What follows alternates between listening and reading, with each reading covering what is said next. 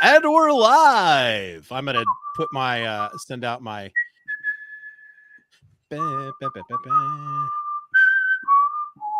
out my Facebook post and my Twitter post, which both say we are live. This time I mean it. For reals. For realsies, people, for cereal. So we have sorry, exactly. Sorry, guys. That was my bad last week, right? Yeah. Last week, last week. Yeah. You know what? If we didn't face technological issues a lot, this wouldn't be the Superman Super Show. Because, well, and I also think we wouldn't be doing it right because apparently anybody that uses tech runs into gremlins like that. And so. Yeah, I told you before we started recording. Actually, I'm going to go ahead and start my Audacity just for the hell of it. Okay. Check. Okay, cool. That's working. You know, I had mentioned that I've been slowly kind of updating the theme song to the older episodes, and I started with the newer ones that have gone up. So the most recent one is called The Lost Episode, and it perfectly encapsulates our technological issues that we run across, because that was the one where we had gotten together to record a certain episode, and as we're getting into it, you realize that you read the wrong issues. Yes. And we thought, well, we're gonna stumble through it anyway. And then my end crashed like 5 or 10 minutes later, and we were offline for a little while. So yeah, that was kind of fun to listen to the intro going into that. All right. I'm gonna close a couple of windows so it doesn't suck up a lot of my bandwidth. But yeah, we're back. I sound better over video and look worse. So hopefully one of these days we'll get those two areas merged and I will both look good. Well, I don't know that I'll ever look good, but I'll look good and sound good on both video at the same time.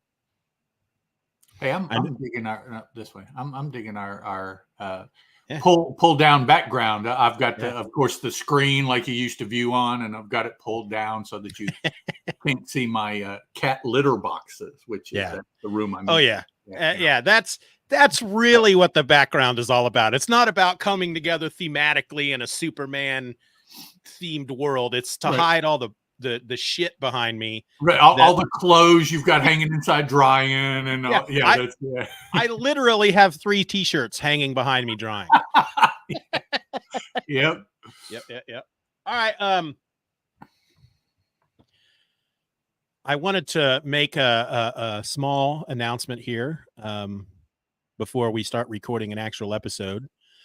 If anybody listens to anything I'm doing, especially if you follow me on the Patreon, if you're a Patreon person, you've heard me talk about a secret podcast that I've been working on that I haven't really wanted to talk about until I made some moves on it. And it's not the ElfQuest podcast, Ed, that we were talking about earlier. I don't want to really talk about that until there's really something to talk about.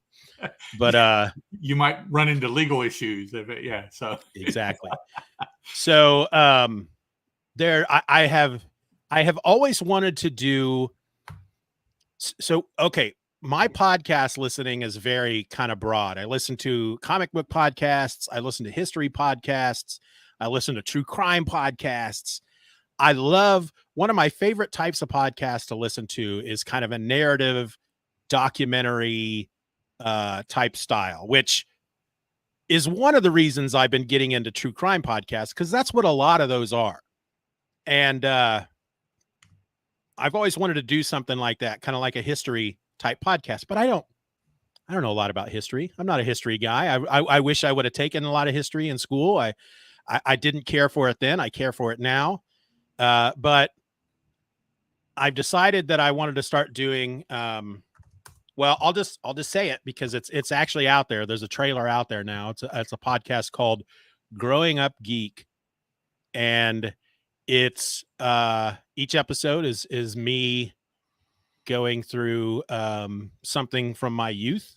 For example, the first episode that will come out in a couple weeks is all about Saturday morning cartoons. It's all completely recorded. It's a totally scripted show because it's not just me reminiscing. It's, I had to write it all out so I could go through the history of Saturday morning cartoons from the 60s into the 70s and the 80s and all the way to the death of Saturday morning cartoons in the 2010s. It's all recorded. I'm editing it now. It's probably going to be about 45 minutes long. The second episode, I think, I'm going to count down my top 10 most favorite Saturday morning cartoons. When is your Saturday morning cartoon watching? Personally? Well, one of the things I say in the show is because I'm looking at stuff starting in the 70s through the 80s and on into the 90s. Those were my kind of formative years. I was 7 years old on January 1st, 1980. So I was 17 years old on December 31st, 1989. So I went from 7 to 17 throughout the 80s. So most of my really, sitting in front of the TV every Saturday morning would have been during the 80s. Right. Yeah. Okay. Mine would have been 68. So I'd have been 7 in 75. So probably the mid 70s through probably maybe the mid 80s, maybe a little bit before, because I graduated high school in 86. So it would have been a little bit, it wasn't cool when I graduated high school. So I wouldn't have been doing it then. So I think you're about a year or less younger than my wife. Okay. So I think she was born in 67. She's 5 years. Is that anything we really want to talk about on the air, or? Too late. Oh, okay. Yeah. I tried to save you, dog. Yeah. Shut it down. Shut it down. She runs in. So mine would have been the late 70s and the early part of the 80s would have been my prime cartoon years. Yeah. I know that I was watching Saturday morning cartoons in 77 because I would have been 5. I have pictures of myself at 5 years old on Halloween and at Christmas. Halloween in my Superman costume, and then at Christmas holding up my first Superman t-shirt. Okay. And I discovered Superman through the Super Friends. So I would have been watching Saturday morning cartoons at that point. But my, when I look at my top 10 list, over 50% of the cartoons are from the 80s. So, yeah. Well, cool. And I know that, if you can go out there now, you can find it on Apple Podcasts, all the main places. There's a trailer up there, which may or not be replaced with a different trailer because I listened to it today and I'm like, I don't know if I like that. But anyway, I know I'm going to do an episode on Bigfoot because, you were alive in the 70s and the 80s. Bigfoot, there was a freaking Bigfoot craze in the late 70s. And, absolutely, there was, yeah. Yeah. And that stuck with me, especially when you had Bigfoot on the $6 Million Man. I was going to ask if you were going to talk about that. Yeah. Okay. Bigfoot and Wild Boy. Yeah. Which, looking at it now, I watched an intro to Bigfoot and Wild Boy recently, just the other day. And it's like, Wild Boy looks like he's about 40 years old. Yeah. I don't think it holds up very well, but no, not at all. Not at all. I actually had the 12-inch Bigfoot action figure from $6 Million Man. I had the $6 Million Man. Yeah. Yeah. Because the Bigfoot in $6 Million Man was actually a robot. Mm-hmm. Yeah. Which is kind of sad, but yeah. But I'm going to do an episode. I know that I'll do an episode on G.I. Joe. Okay. The action figures, the comics, and the cartoon. And I know I'm going to do an episode on Kiss Meets the Phantom of the Park. So. Okay. Cool. Beyond that, I'm sure I'll talk about Transformers. I'm sure I'll talk about Conan the Destroyer, which was my introduction to the character of Conan. Mm-hmm. Just all this stuff from my youth, in the 70s through the 80s and into the 90s. And that's getting to be a popular topic for those of us those of a certain vintage to podcast about. I've been noticing a lot, particularly from the personal aspect, rather than from this is what was going on at a particular time aspect, but rather my memories of what was going on at that time. Yep. And a lot of folks, like I say, of a particular vintage, they want to record that stuff. They want to get it down, and podcasting is the way to memorialize that information. And I've been seeing a lot of that. And I have to shout out Wayne Cordova, because he's the guy that kind of got me off my butt and got me working on this, because you know, as I said, he's one of my podcast clients. And when he first came to me and I started editing episodes for him, it was his show, One to Grow On. Right. And that's pretty much what that is. His episodes are shorter. He does kind of he has one segment where he goes through the history of whatever topic he's doing, like the Ghostbusters. And then he's got a segment where he goes through his own personal recollections, and then he has like a third segment. And it's like, as soon as I started editing his shows, I'm like, oh my God, this is the podcast I've wanted to do, but I would like to go in deeper and make them longer. And so I was talking to him about it. I said, do you feel like I'd be stepping on your toes if I decided to do a show like this, but just different and longer? And he's like, no. And then we'll have to cross promote and do. And I'm like, all right, there you go, doing it then. But it's taken me, I mean, that was almost a year ago. It's been months and months and months just trying to decide how I wanted to do it, what format I wanted to do it in. And finally, like I said, I've gotten the first episode completely recorded. So I was going to get 6 episodes done so I could release them all at the same time to my patrons, but I'm going to get the first 2 episodes done since they both tie together, and then just go from there. All right. Well, you've got that, and Superman, and Conan, and 3 or 4 other shows, and Elf Quest, and dude, you go. I'm going to have a lot of stuff just dangling when I finally pass away. Well, gosh, that's a healthy way to look at it. Yeah. Okay. Yeah. But so I mean, I went ahead, I recorded a trailer last night and I put it all up, and I started so there's an official RSS feed out there, because honestly, I started to get worried that somebody was going to take that name, Growing Up Geek. Yeah. And when I first started thinking about it months and months and months ago, of course, the first thing you do is you go on to Apple Podcasts and you do a search for the title of the show, and didn't find anything. So then I did a Google search, and I found that there actually was a podcast called Growing Up Geek, and there's still a Facebook page for it, but they hadn't put up an episode in over a decade. Ooh. And wow. I actually reached out to them through their Facebook page and said, hey, I'm planning on doing this. I want to use the name Growing Up Geek.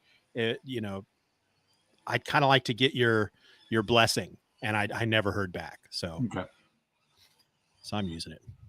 Yep. There you go. All right.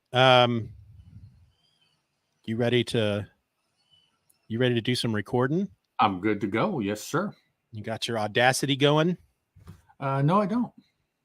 We no longer need to do the clap thing, because I've been the last dozen or so episodes back when we were doing it. I was able to use the audio from the YouTube to sync them up. Okay. It is going now. All right. We will officially begin then. Nobody seems to be watching online, but that's cool. That's not the point. Doug was here last week. Oh, cool beans. So maybe he'll show up at some point. All right. First, I'll record this little snippet, or I got to change the date. What is today? The 5th? Yes. October. The following episode was recorded in front of a live streaming audience on Saturday, October 5th, 2024. You're listening to the Superman Super Show, episode number 67, The Lumber Millionaire's Will. Hello and welcome to the Superman Super Show. I'm a host. My name is Steeven, and 1,000 miles over there to my right is another host, Mr. Ed Moore. In my best Jericho impression. Hi, guys. Which Jericho are we talking about? Chris Jericho on AEW. It's a new shtick he's got. Oh, because the Teen Titans guy doesn't talk. No, it would just be. Yeah. So. Yeah, that's not really good for audio. No. Teen Titans Jericho, not much of a podcaster. No, he'd be a tough guest. That'd be that'd be a rough one. So I got a couple of dates to throw out at you. Okay. I don't know when this episode's going to go up. You and I talked about this before we started recording, and we want to get a number in the bank before we really start releasing them again. And we will be releasing them once every 2 weeks. But the last time we did one of these, the last time we released an episode was September the 18th, 2023. So it's been a year since a new episode went up. And even then, the last 2 episodes were technically not, I don't want to say they weren't official episodes, but they were just stuff that were, like the Lost episode and the game that we played for Just Another Fanboy. Right. It's once we realized that I wasn't going to be able to record, I wanted to still, try to fill the time, because I thought we'd be back much sooner, and we just weren't. But the last time we got together live to record an episode was July the 28th. So it's been a while. Yep. It's been a while. It's nice though to get back to it, that we can keep the show going, because after 6 months, when I still didn't have the time, I thought, oh man, I don't want the Superman Super Show just to go away. I don't want it to pod fade. But I think as long as I still have the desire and you still have the desire, and the schedules are there, we're never going to go away. Nope. My wife is my witness. Periodically, while I'm in the midst of something else, I have lamented that I wish, the show was still actively being done. So yeah, I've missed it too. I was really happy with your response when I reached out to you on Twitter X and said, hey, you want to come back and do some more Superman Super Show? And I didn't just get that's cool. That'd be cool. Of course it's text based, but here's the reaction that I got was, yes, let's do some Superman Super Show. Let's go. And I was like, all right, Ed seems excited. That was pretty much it. Yeah. I've missed, because of course I could have continued to read whatever, there's nobody holding anything to my anything to make me do or not do, but with all the other things that I want to read, this just had fallen away. So I had missed reading this Golden Age stuff. And the reason I had been reading it was to prepare to talk about it on a podcast. And so without the one, the other just kind of fell away. And I would sit there and think, gosh, and it's like, well, why don't you just read a minute? Well, gosh, I just wish. So yeah. I'm glad it's back. I am in the exact same boat. I didn't continue reading because, I enjoy reading them, but we were reading them for the show, and I'd feel like I was cheating on you if I was reading them by myself. Yeah, that too, because if I had read these just 6 months ago and read them again, my thoughts would be completely different. Oh yeah. Than they would have been 6 months ago when I read them for essentially the first time. So yeah. If there's anybody out there watching us live right now, or you go to the YouTube afterward and watch the live show, we are completely decked out in Superman today. You can't see us. There it is. There's Ed's shirt. Ed's got a really awesome, this is a job for Superman shirt on. We both have our Superman hats on, and then we have our Superman background. This one. So, I like this image of Superman here. Yeah. Yeah. That's what is that? Superman number 5. Yep. Yeah. Yeah. All right. Any more bantering you want to do in our official banter segment? It is worth saying, based on when we're recording this, that at this point it's been a week, and I certainly hope everyone has had the opportunity to get back into a normal routine after the coming aground of Hurricane Helene. I know working 911, I was affected, not to the extent of, say, folks in Asheville, which from what I hear is like biblical. So I'm glad. I know that for the most part, large portions of everyday life are back to normal for us here in Southern West Virginia. Yeah. And I hope anyone listening has had the opportunity at this point to resume normal life as well. Yeah. Yeah. Yeah. I know that Florida and Georgia were hit pretty bad. Yeah. Mother Nature does not mess around. Well, one of the most really grounding, profound things that I saw were satellite images at night. Yeah. And you could see the huge path of no lights Oh, yeah. from Yep. where the storm had come, and a half a day or 3/4 of a day inland, and there were still no lights in this huge section of the eastern U.S., which is lit up like a candle. But yeah, it was. I was like, That's wow, crazy. that's yep. Yeah. I don't know that other than you. I don't think I know anybody off the top of my head. Well, our corporate headquarters, the company I work for, our corporate headquarters is in North Carolina, but Okay. I don't know how close to the coast they are. What's the town? I want to say outside Greensboro.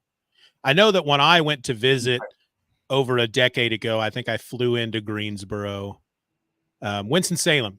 That's where okay. they're near. That's closer to where our associate Chris Parton lives, and Oh, yeah. I haven't heard bad stories from that Good. part of the state. So yeah, I haven't either. And if there would have been, I would have heard them. Sure, because we have a part of our main manufacturing plant is in Lawrence, Kansas, which is why I have the job that I have. But we do some manufacturing in Winston-Salem, and that's one of our distribution centers as well. So okay, yeah, you definitely would have known supply chain issues. Yep. I hate those words. Yeah, I know. Yeah, but it's one of those phrases that I hear every single week. Supply chain issues. Yeah, it's gotten to be a overused catchphrase when actually they mean something else, but that's what they want to say. Exactly. Yeah. Supply chain issues are when trucks break down or, the manufacturing can't keep up with demand. It's not. Yeah. Let's not get into that. Yeah. Well, sorry. All right. You ready to talk about this episode's issue? Let's talk about a lumber millionaire. Yes. So today we're looking at the Lumber Millionaire's Will, which is the Superman story that appeared in Action Comics number 33. It was written by Jerry Siegel with art by Jack Burnley.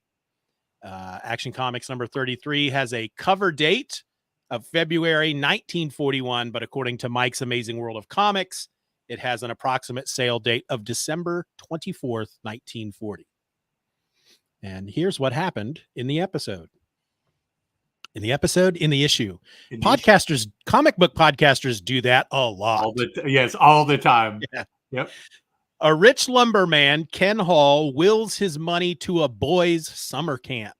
His brother, Brett, protests the will, but loses in court. When the boys' camp does not receive any money, the logging camp claims that a series of accidents have caused it to lose money, prompting Lois Lane and Clark Kent to investigate.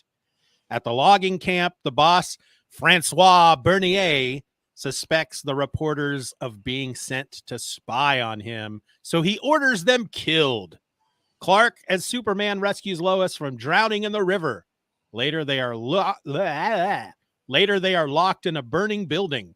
Clark hypnotizes Lois so that he can use his powers without Lois discovering his identity. Superman follows Bernier and his assistant Cliff to their boss, Brett Hall. Bernier was paid to cause trouble, which would enable Brett to buy the lumber company cheap. Hal kills Bernier and Cliff when Lois shows up alive. Superman intervenes in time to save Lois and stop Brett's plan. That synopsis, by the way, comes from Mike's Amazing World of Comics. Ed, what did you think? I thought, first of all, that I didn't think Francois Bernier was a boss. I thought he was just a muscle. Yeah, I think he was kind of a foreman, maybe. Yeah, because the boss, maybe he was a foreman. Yeah, maybe he was. Okay, yeah. I liked the story. Now, I will say, 3 or 4 or 8 episodes from now, maybe this story wouldn't have had the impact on me that it did, because it's been a little while since I've read one of these good old Superman Golden Age stories. Yep. And so, like a lot of other things, the first usually feels differently than the 5th or the 28th or the, so at this point, this was very, very entertaining. Any of the reoccurring tropes, perhaps, that we'll run into, this was the first time, so it's not a trope yet. So there was a lot of that, what I recall, golden age, just goodness in the feeling from the writing and from the art and from the fact that it's golden age Superman. And I really enjoyed all of that. I'm trying to, I'm over on the Comixology website in my library, and I had it, the trade pulled up to the correct issue, and then suddenly I go to look at it again, and it's okay. Well, I'll vamp here a moment. I did do a little bit of research to make sure, but for all those folks that are listening, this, of course, is what did you say, a 1943 book? 40. 1940. 40. Yeah, that's something else that I wanted to note, is that this is, I believe, the last 1940 Superman story, and the next story we'll talk about will be 1941. So we're crossing over from 40 to 41 as far as real time. For those of you that don't have access to 1940 and 41 issues of Action Comics, first of all, why not? No, I'm kidding. The Golden Age, Superman in the Golden Age, I don't think they're quite omnibuses, but the compendiums, there's 5 of them that have come out so far. We are in the 3rd one. All 5 of these are available on Hoopla. Oh, yeah. I don't know how often we had mentioned this in previous episodes, but with a library card and the fact that your library does subscribe to Hoopla. Now, that's the only catch, because my local library did not, but I went through a state library organization to get a card at their library, because they do subscribe to Hoopla. So it's a subscription service. Somebody has to pay for it, because my point being, with a library card, you don't have to pay for it. You can go to Hoopla. You can download the book to a PC or an iPad, a tablet of some sort. You can have it for 3 weeks and read it. Of course, this isn't the only book, far from it, but that does make it available for free for those folks. If you want to follow along with us. We're about, I think this story is page 75 of like close to 300 pages in this issue. Yeah. So that gives you a rough, probably another 8 or 10 stories that we'll talk about will be available in this before we go to volume 4. So if you get volume 3, you'll be able to use it along with us for a little while moving forward before you have to go to the next book. Now, I haven't heard, unless I've just completely missed it, any information about an issue 6 of this book. So I don't know if they're going to keep doing this in this format, or who knows. They seem to change willy-nilly, they being both DC and Marvel, when it comes to collecting this really old stuff and what format and when it's available. And but right now there's 5. We're halfway through the middle one. So we're right about halfway through what we'll be able to use in the 5 books that have come out. Download these, use them, Hoopla, free, keep up with us, fun reads. Yep, that's what I'm using. Well, I don't use Hoopla.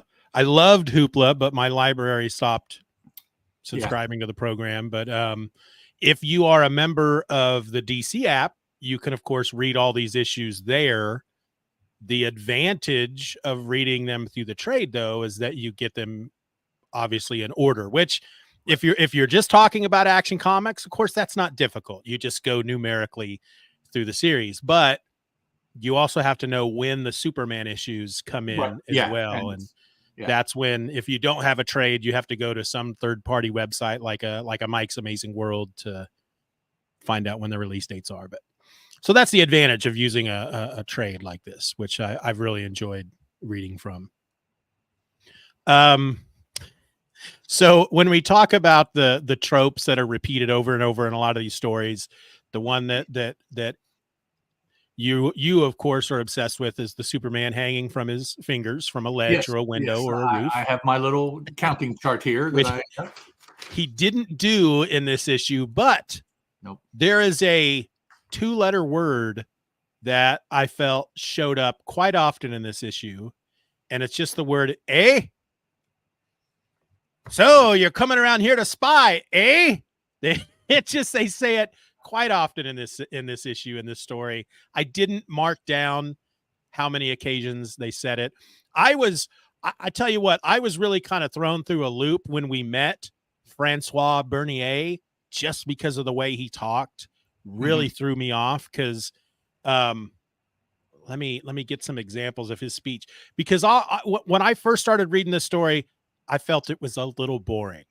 And then we get to a point where it kind of stops being boring. And that's when it's like, oh yeah, this is Action Comics in the 40s. But Francois Bernier, and I'm assuming that's how you pronounce his name. I don't know if they're trying to go for like I don't know what kind of accent they're trying to go with him. When I read it, between the name and what he's speaking, I thought it was some sort of anglicized, broken, maybe French Canadian kind of thing. Because for me, growing up when I did, 60s, 70s primarily, that was the stereotypical lumberjack, was a French Canadian. Yep. You know, apparently there even at that time, there were no lumberjacks in the US. They all had to come from Canada for whatever reason. I guess that's the only place to cut trees, or that's where talking about the Pacific Northwest, that's where they're right there on the border. So well, I will say that in southern West Virginia, I am familiar with the fact that West Virginia has lumberjacks as well, because we have competitions all through the state in the spring and fall. So yeah, well, because we have several different national forests, I guess, and those types of occupations, I guess, are used to maintain and whatever. Yeah. But yeah, I heard and kind of saw the anglicized, or dare I say bastardized, French Canadian kind of thing is what they were going for. A couple boys from Cleveland, Ohio, I guess they could, it could be an easy snatch for them to describe somebody like this. Yeah. They would have seen that. Well, I think the thing that's funny about it is, so let me quickly just read the first time Bernier talks to his lackey Cliff about Superman, or about Clark and Lois.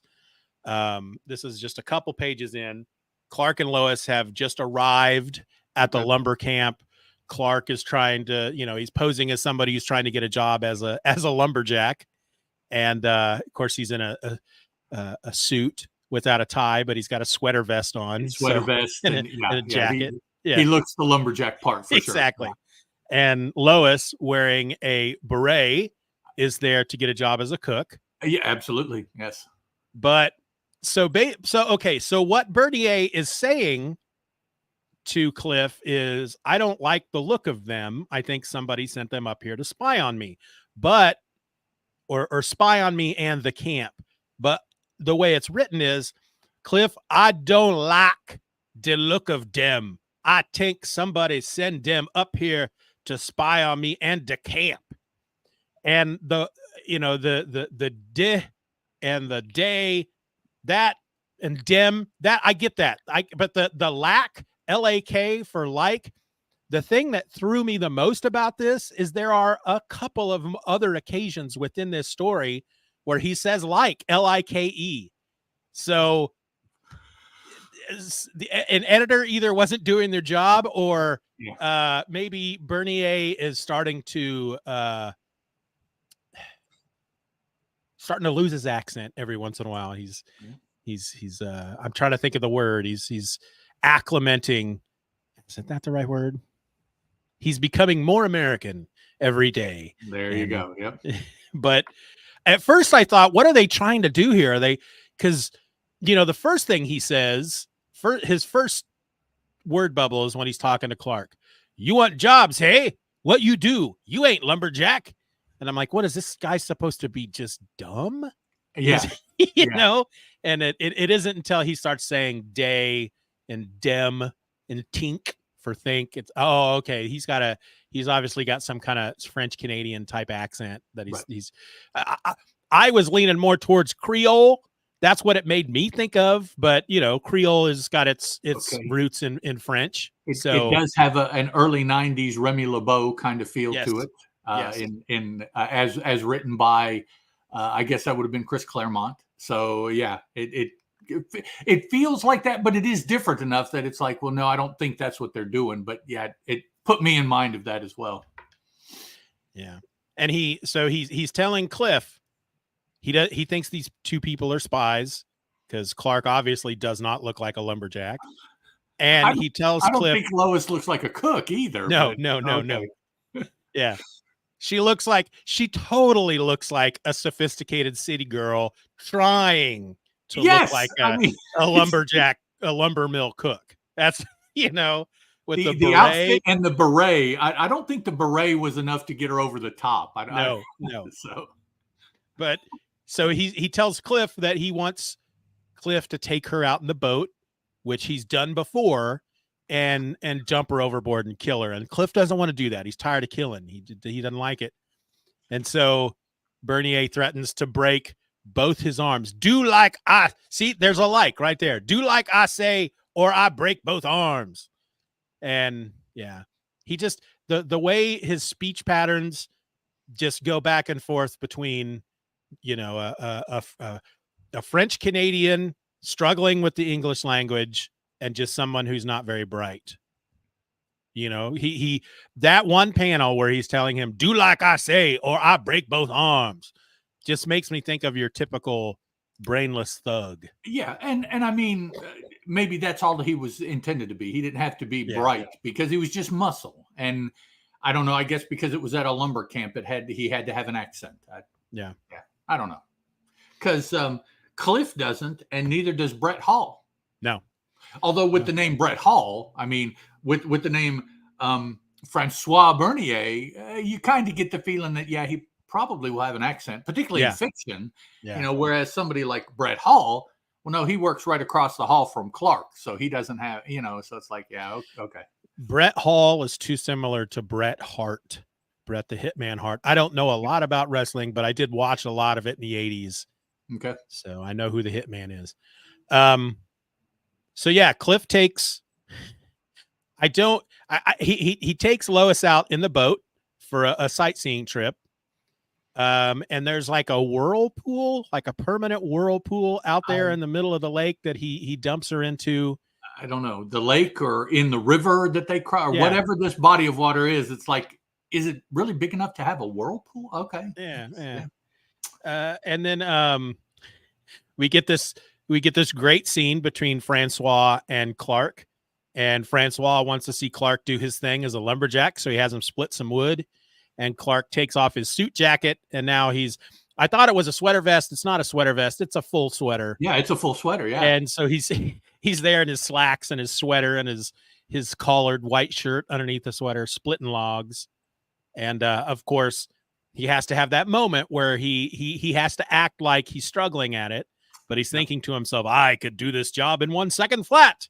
But the thing to do right now is pretend great effort. Good job, Superman. Yep, absolutely right. Got to hold back. The scene where Cliff dumps Lois into the whirlpool, it's pretty brutal because he smacks her on the back of the head with a wrench or a crowbar. I'm not sure exactly what that is. I think it's supposed to be a wrench. Looks like a combination there. Yeah. Right. Yeah, right.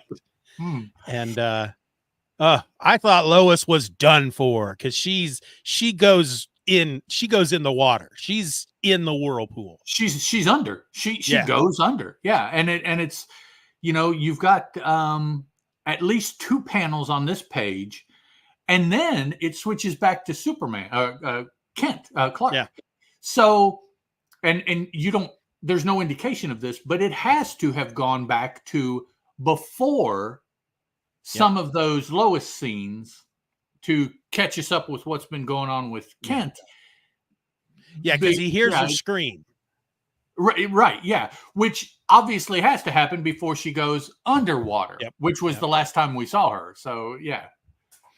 And so he doesn't even try to think of some clever ruse to get away from Bernier to go save her. He just says, I thought I heard a scream for help from the river. So yeah, that is a river with a whirlpool. Okay, yeah, okay. And Bernier's like, never mind, you get back to work. And Clark's like, something's happened to Lois. I'm gonna go find out what it is. And he runs away, changes into the Superman costume. He officially will not fly until Superman number 10, but come on, he's jumping up into the air saying up, up, and away. He's hovering over the whirlpool. Yeah, he's exactly. hovering. I mean, he's hovering. Yeah. Yeah. I mean, he doesn't know where she is. He knows she's on the river, but he doesn't know where on the river. And yet he happens to jump so that the apex of his jump, he starts to arc downward right above the whirlpool. I don't think so. Superman creators, he is flying. Is this the first time that we see him say up, up, and away? I don't know. Billy D just joined the live stream. Billy D, hey, what's up, dog? Billy D, hey. I mean, okay. I feel like he may have said it that often yet. No. But I feel like maybe he said it once in a previous issue, but I don't, it's been over a year since we've talked about these issues, so I don't remember. Yeah. But it's not come up very often. No. Billy D says, good to be back talking about Superman, man. Yeah. Billy D says, good to see you guys back. It's good to be back, Billy. And you know what? I'm going to speak for Ed here and say that we did it just for you. Yes, Billy. Just for you, Billy D. This one's for you. Boo. If I had a beer, I'd hold it up. This one's for you. Here's to good times. Tonight is kind of special. Which beer was that? Bud Light. I don't know. Yeah, I don't know. I don't do beer. They don't sink in. So no, the one that has always stuck with me is Hams the beer refreshing. Hams the beer refreshing. Hams. You don't know that one? I don't. It doesn't. That's that's 70s or 80s. Okay. And I'm trying to remember how the jingle starts. It's something about cool waters, and because the beer is always produced by Cool Spring Waters, right? Right. It's not a beer unless you're actually getting the water from a spring. From an icy mountain spring. Yeah. But So all right, so yes, back to this issue. So Superman can't fly yet, but he can hover. Yes. I guess we're taking steps to being able to fly. Yeah, he can hover, and in mid leap he can stop and drop. Right, change direction and momentum and all that stuff. Yeah. So now everybody has done that. We've jumped up in the air and then we've just changed our body language and landed where we wanted to land. All the time, particularly when we realize after we have jumped that it's not going to end like we had thought. Right. We just change it up and we do something different. And yeah. That's what Bugs Bunny taught me. Yep. This is kind of a really quick retcon here in this one panel, the left-hand bottom page where he is over top of Lois seeing her. Yeah. Because again, is it just the previous page? Yeah. The previous page, we saw her go under completely. Yep. But now Superman is there in time to see her go under because he sees her in the center of the whirlpool on panel left and then panel right. She has continued her descent fully into the whirlpool and is completely submerged, which was the last way we saw her the last time we saw her. So. This is how we know that he is hovering, because if we go back to that previous page and we look at the progression of panels, so in the second panel, Lois is getting hit in the back of the head by the wrench. Yes. She's being pushed out of the boat in the third panel. And so in the fourth panel, she's in the middle of the whirlpool. Now, if we take what happens in the Superman sees her? Yes. If we take what happens in the next page, we have to then assume that in this fourth panel, Superman is up above in the sky looking down at her. And he's up there long enough that we see Lois go under and we see Cliff in the boat say, "It weren't as bad as I thought it'd be. Maybe Bernier will let me try it again with the other fella." So let me just mention that real quick. Cliff goes from, "I can't kill any more people, it weighs on my soul," to then just, "Man, I hope he lets me kill the other guy, because that was a lot of fun." He got the taste for killing so quickly with this one. He does sound rather sociopathic here. Yes, yes, yeah. But so in those 3 panels, Superman's just up there. He's just up there hanging out. Well, and something that I was curious about moving forward now, if, like you say, I think I kind of made that connection flipping back and forth when I read it the first time. So at this point, these final 2 panels of page, I don't know, this is marked 7 on mine, so that must be he must have led off this issue of Action Comics. He's diving down into the whirlpool to get Lois. Well, very close by, off panel, should be Cliff in the boat, because he was in the Lois panel the page before.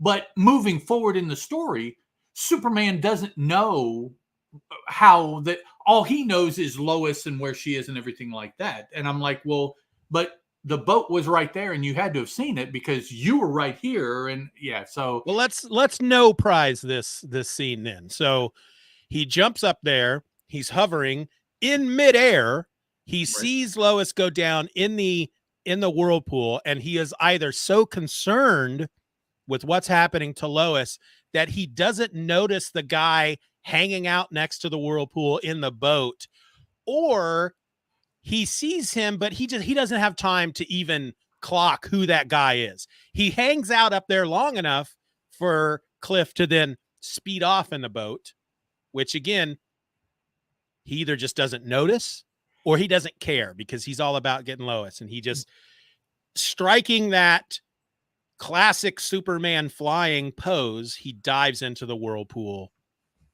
and he gets Lois. Both of those are rather un-Supermanly.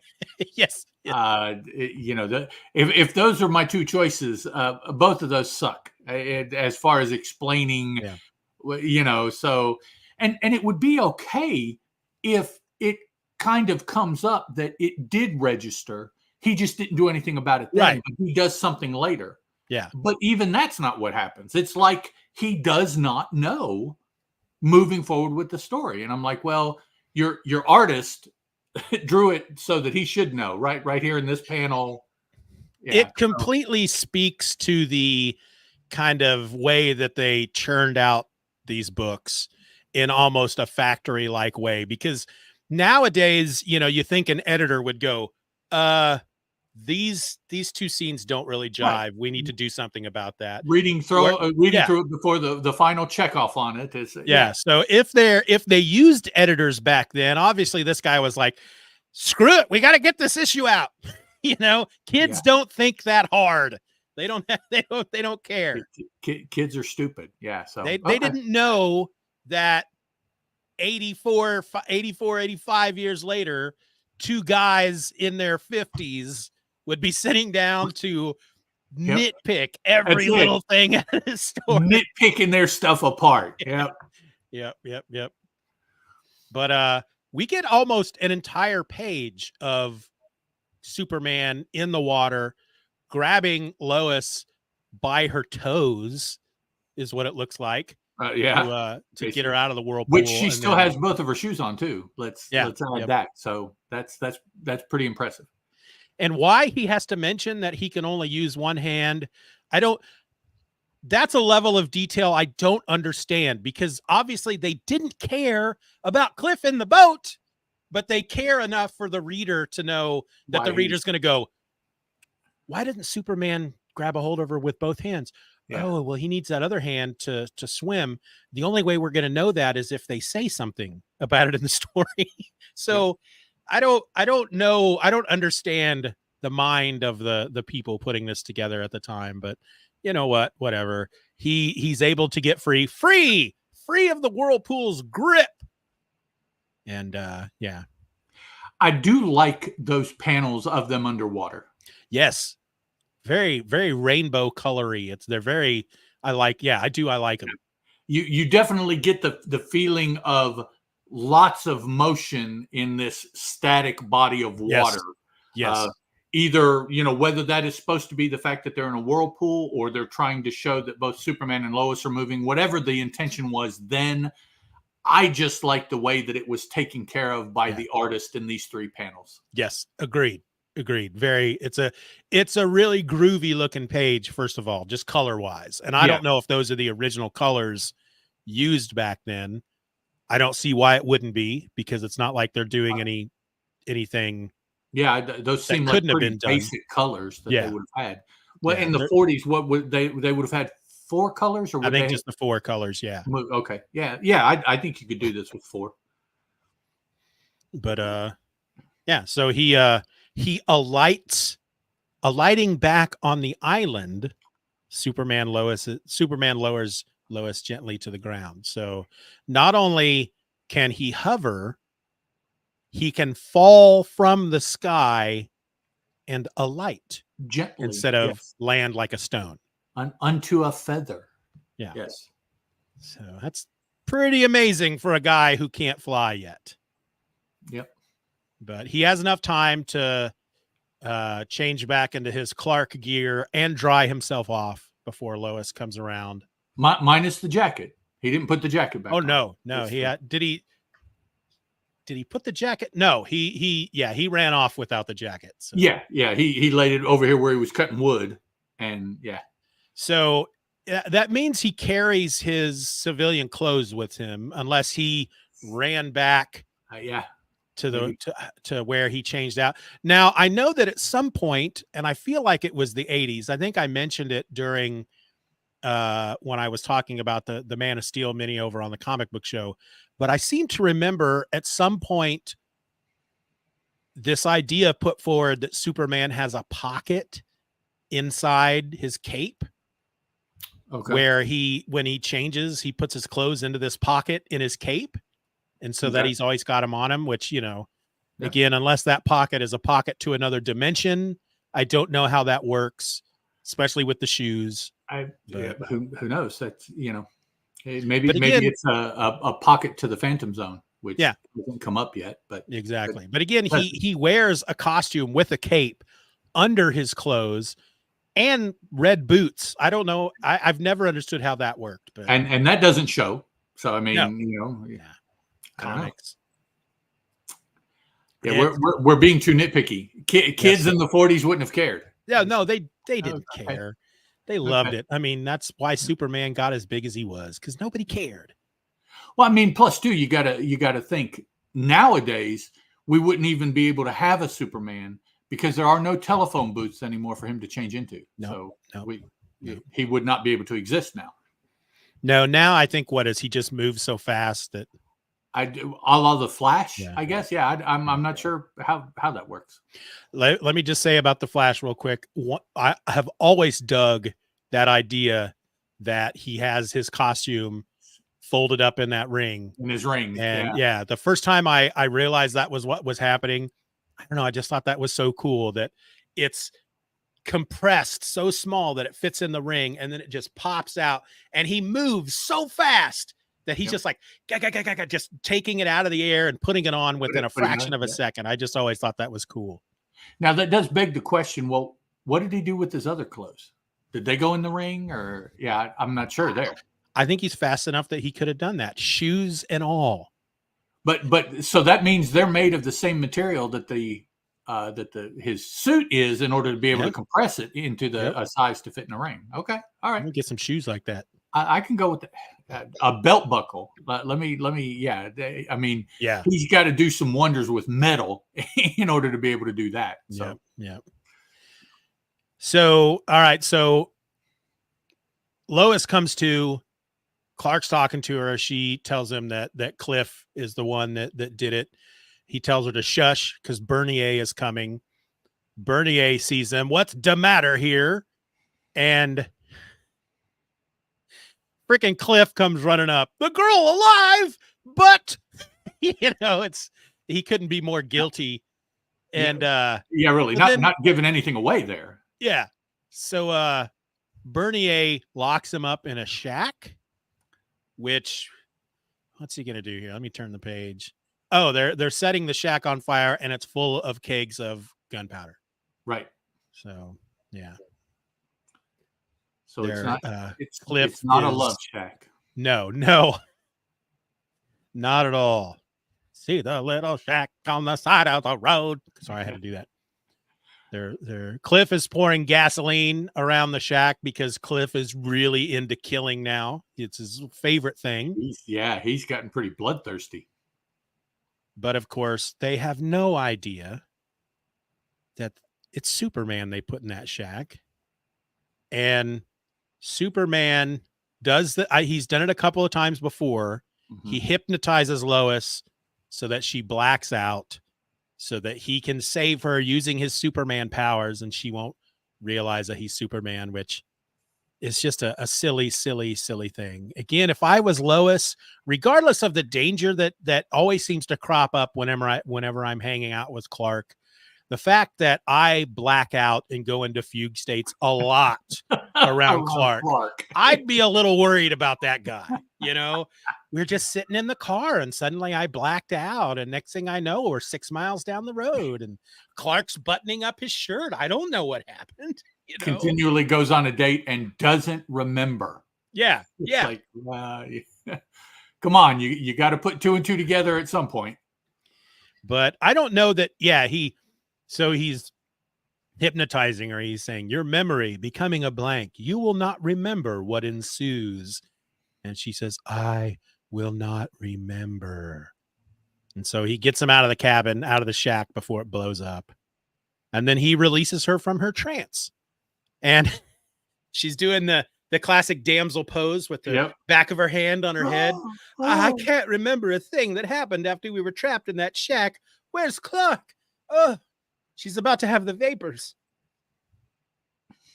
So he did get away soon enough from waking her up to when she was cognizant of her surroundings.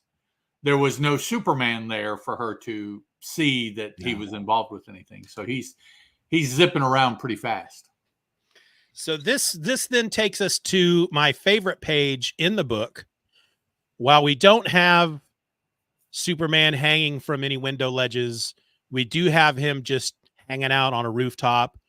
And in classic fiction style, no one ever looks up, even in situations where, I'm sorry, the guy's got to notice that there's a dude on the roof. That building is not that big. Right. It's not that tall. The latest issue of Conan I talked about, I completely left a bit out that I meant to mention.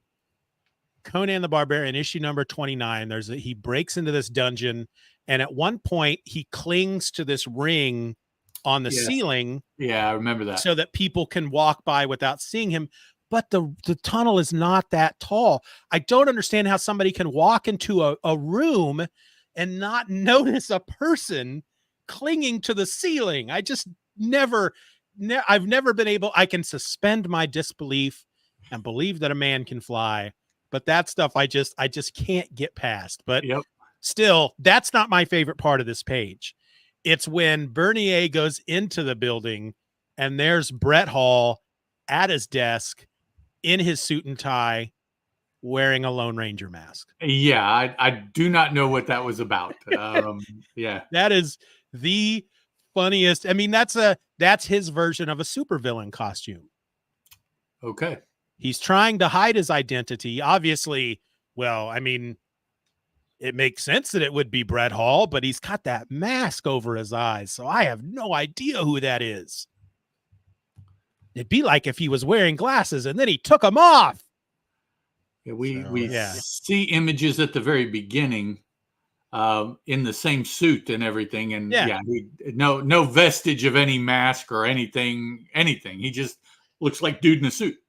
Yeah, and they don't mention the mask at all until Lois looks through the window and wonders if she could learn. She just wants to learn that masked man's identity. So when we go from, because that's the third panel on this page, when we go from Bernier in panel 2 standing outside the office, and then Bernier standing in the office in panel 3, and there's this guy at the desk in a suit and tie with a mask on. It is super creepy. I mean, I'm wondering, my immediate thought is there some eyes wide shut things going on here in this maybe so. Yep. I didn't immediately put together that this guy is hiding his identity even from Bernier. So I didn't necessarily either. I don't know, inking or 80-year-old comics, or I don't know what I thought. I noticed it because he kind of puts me in mind of like the Mole Man from Marvel Comics, or something like that. But yeah, all of a sudden, dude is sitting there just doing the normal day-to-day stuff of running the lumber camp, of course, wearing the Lone Ranger or the Green Lantern kind of just over the eyes mask. Yeah. Now, if he had gone into a secret lair and the guy was sitting on a throne with a tiger on each side of him, yes, that would have made perfect sense. But the fact that he's at a desk, he's doing paperwork, he's stapling, he's compiling, he's signing his name to stuff in a mask. It's super creepy. Yep. And of course, Lois creeps up to the shack, looks in the window, sees the guy, wants to know who he is. Cliff is just hanging out outside. I don't know if he's stalking Lois at this point because he wants to kill her again. Yeah, really. He loved killing her so much the first time, he wants to do it again. And he grabs her and he takes her into the shack. And this is where Brett, the Masked Man Hall, learns that Bernier and Cliff didn't actually kill either of the two spies. And so shoots them both point blank range. And Clark, Superman, the entire time, just is up on the roof letting it happen until Brett turns the gun onto Lois. He's getting ready to shoot Lois.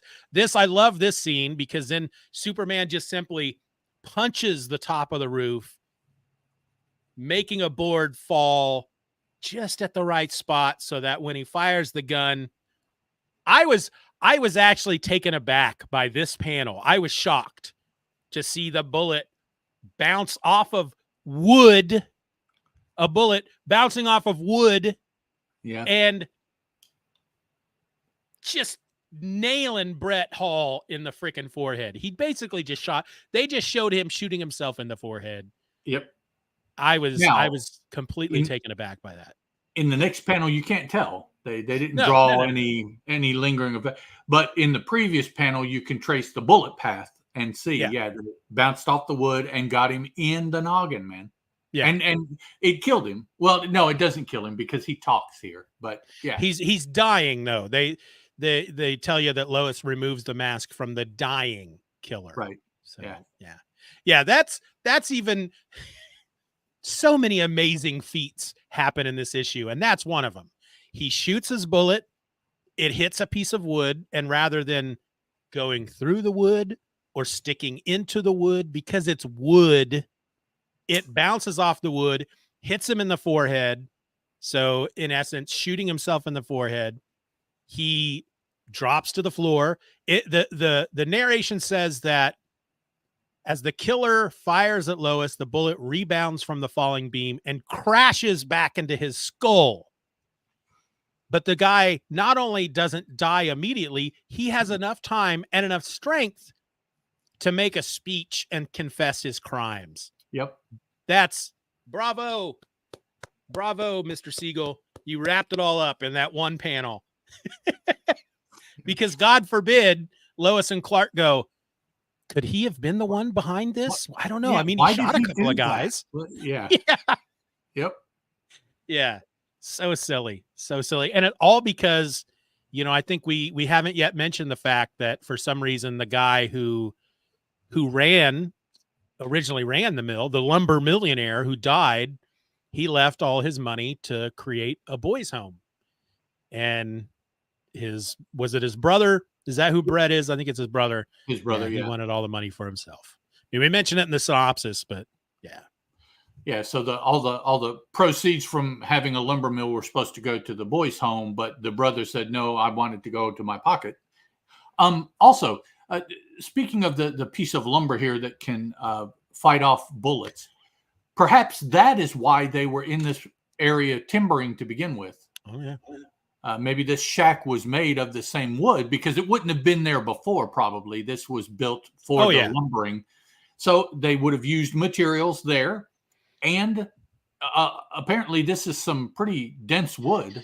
How did they cut the trees down then? Well, now that's we have issues there with I don't know, but because we're not talking about a bullet that's fired from one end of the room, goes through the room into another room, and then bounces off it. I can buy that.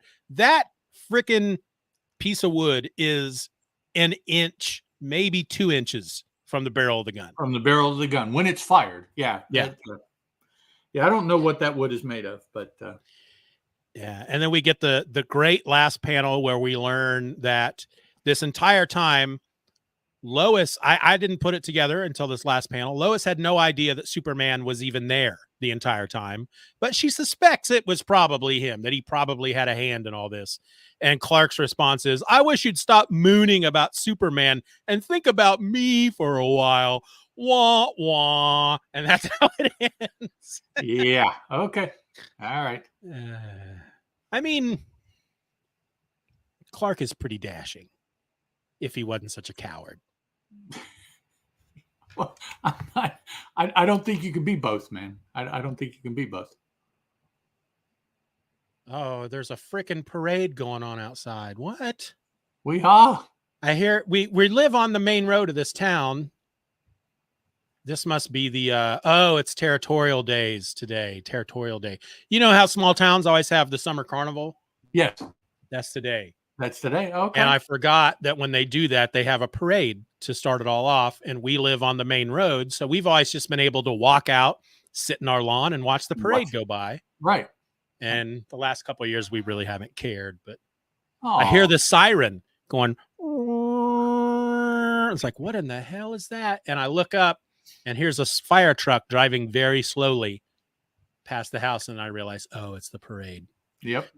I'm going to tell you a parade story real quick. One of our governors a couple of years back was not a good governor. And my wife did not like him at all. And he had a car in the parade that year.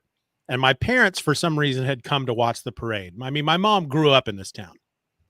So as the car goes by with the governor's name on it, my wife starts going, boo, boo. And my dad gets so embarrassed, especially after the parade when we're still hanging out in the yard and the car comes back the other way and she starts doing it again. And he's like, okay, I have to go inside. I mean, he didn't like the guy either, but he was so embarrassed.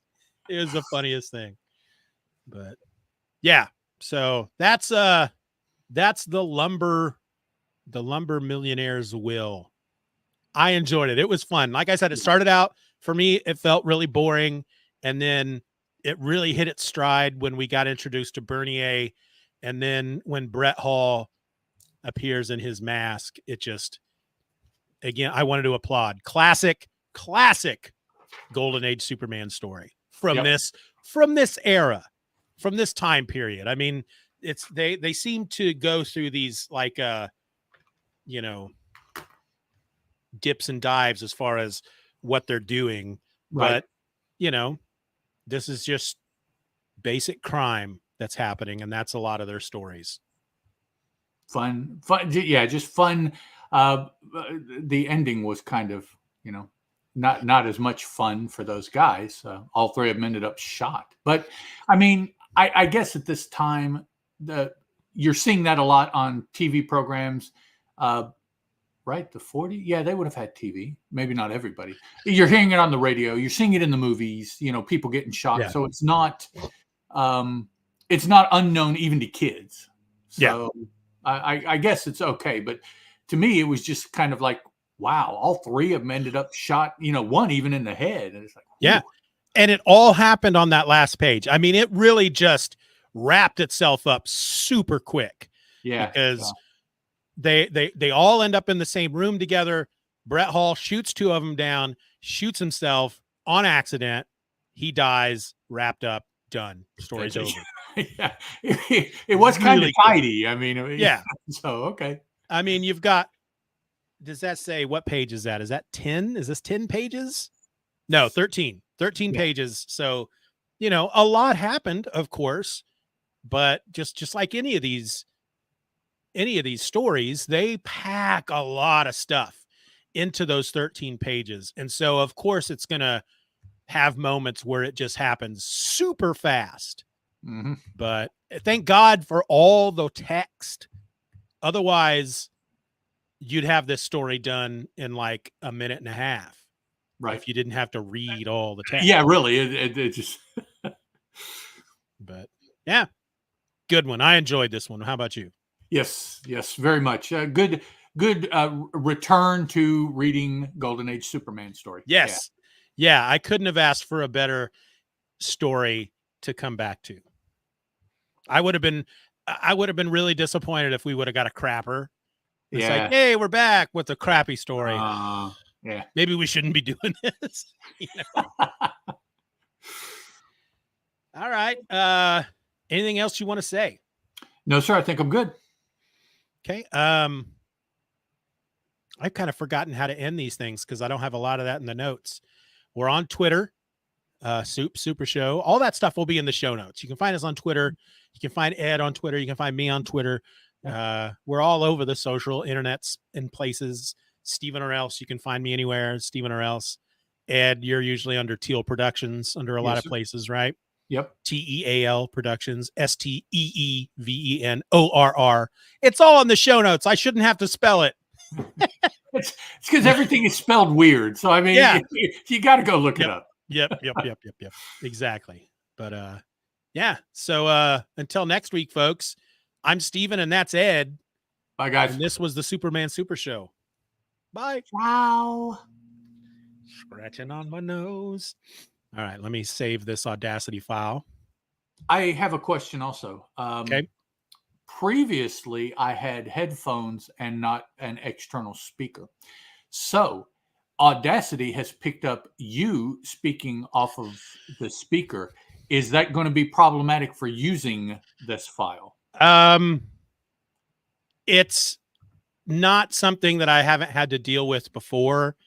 So it's, you know, it's something that I can work around, but would it be better with that setup that I not record? Or wear headphones. Okay. I'd rather you have your own file. The episodes are going to sound better using my Audacity file and your Audacity file over what we get through YouTube. So all right, the headphones would be the best option. Yeah. Let me go take care of that. Let me set this to export.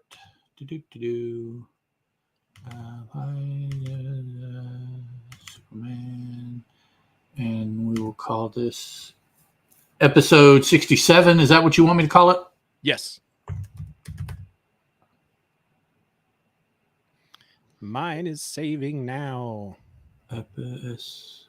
We still got anybody watching live? All right, I'll be right back. If you're watching live and you're watching live in a fashion that you can leave comments, holla out. I know you may not be no holla back girl, but you can still holla back or holla out. I don't know. 52 years old. Comfy.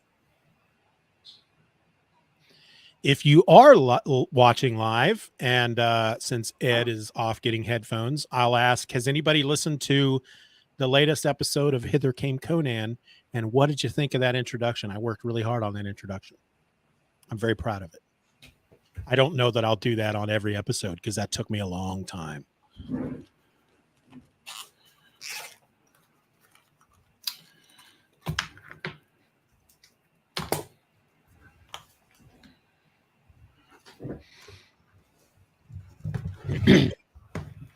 do do do do do do do do. Do do do do do do do do do do do do. Do do do do do do do do do. Do do do do.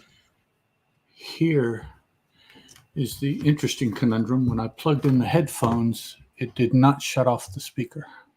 Well, that's weird. So if I go to settings, audio, default.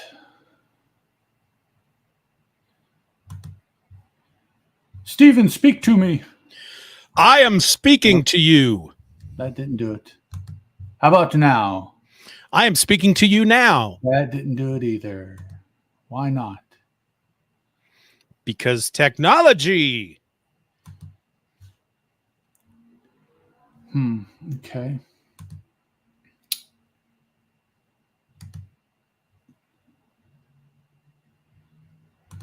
Yeah, I wonder if I needed to have these headphones plugged in before I went to stream. If we can't figure it out, don't worry about it. I mean, the audio, as much as I would rather use our own separate audio files, if I have to, I will use the YouTube audio. And since we're both now able to record with YouTube using good mics, right. I'll figure it out. It's not going to be. I'll definitely remember to make the change next time and do it and see. I don't understand why inserting the headphones, it doesn't default to those instead of the external speaker. As far as the hardware should. So that's telling me there must be some sort of software override that's going on there. That's what happens when you combine the Superman Super Show with technology. Well, and we are talking 41, so there wasn't much technology in 41. So I could see the confusion there maybe. Yeah. Okay. My Audacity is going. I was asking the live audience, who we don't seem to have anymore, or if we do, they're not able to comment. Have you listened to the latest episode of Hither Came Conan? Me? Yeah. Mm-hmm. What'd you think about that intro? I liked it. It's different. A lot of that stuff I leave up to you, or the host. Seldom will anything make a huge impression because I just listen to so many throughout the day, week. But it's not anything that has left that was ungood feeling in my brain as I. And that's always good. So yeah, so it's I don't think I'm going to do that for every episode going forward, because that was kind of a last minute thing. I knew I wanted to try something with the new theme song, because I'm getting really tired of YouTube going, can't use that song. We're not going to take your video down, but it's a copyright thing. But, and yet I still got a copyright thing on that episode because I used the bit from Monty Python and the Life of Brian about what have the Romans ever done for us. That I got a copyright thing on that. But wow. I had a different intro originally, which was just a quick 2 or 3 sentences that was, like Conan fights an entire city, blah, blah, blah. That's coming up in this episode. And then for some reason, I thought I'm going to do this. And I spent so much time just trying to find stuff I could use for background that bit of audio, which was 5 minutes, took me almost 6 hours to edit. The whole time I'm editing it. I can never say that word. I'm just shaking my head going, what are you doing? What are you doing? This is taking you forever. And it's going to sound like shit. It's going to suck. And I got it all done, and I sat down and I listened to it, and I was like, that sounds really good. I'm really happy with this. Yeah. It wasn't bad at all. I don't think I have the energy to do that every time, though. But every once in a while, I think it would be kind of fun. Right. Yeah. Well, yeah, that's fair. if it's, if I'm going to do a story like a Frost Giant's Daughter, I think I'll do something like that, because all I really need at that point is the sounds of battle and some wind. Right. Yeah. But I had to find a horse sound and I was really happy that I found like the sound of women like screaming and you know, and like a religious fervor. I don't know. I couldn't believe I found all that crap. But I really need to just buy a bunch of, you know, software packs that are just nothing but sound effects at some point. But well, I mean, you can also, since you got some from Humble Bundle, you can always go on there anytime and see, because if you go to their website, they'll tell you all the packs they have going currently. And and they always have good deals on that stuff. I mean, that's the whole purpose of the Humble Bundle. So okay. Am I recording? I am. So I'm ready to go whenever you are. This one's yours. All right. You're listening to the Superman Super Show, episode 68, The Coal Mine Heiress. Hello and welcome to the Superman Super Show. I'm a host. My name is Ed, and 1,000 miles over there to my left is another host, Mr. Steeven Orr. Sup? I'm trying to be cool. Well, then shouldn't you like do one of these kind of things? I can't because I'm wearing headphones. Yeah, okay. or kick it way to the side, you know, like this kind of thing. Or all of that stuff annoys me. That's you know, I like to, because I live in a town called Lecompton, so I often like to say, straight out of Lecompton, crazy fanboy named Steve. I got you. Rolling around town in my button-up short sleeve. See that? Yeah, just off the top of your head. Not bad. No, that's not off the top of my head. I wrote that a long time ago. I was going to say, you have that down here on the, yeah. I got cue cards back there. Yeah. Yep. All right. Let's see. Banter. What can we banter about?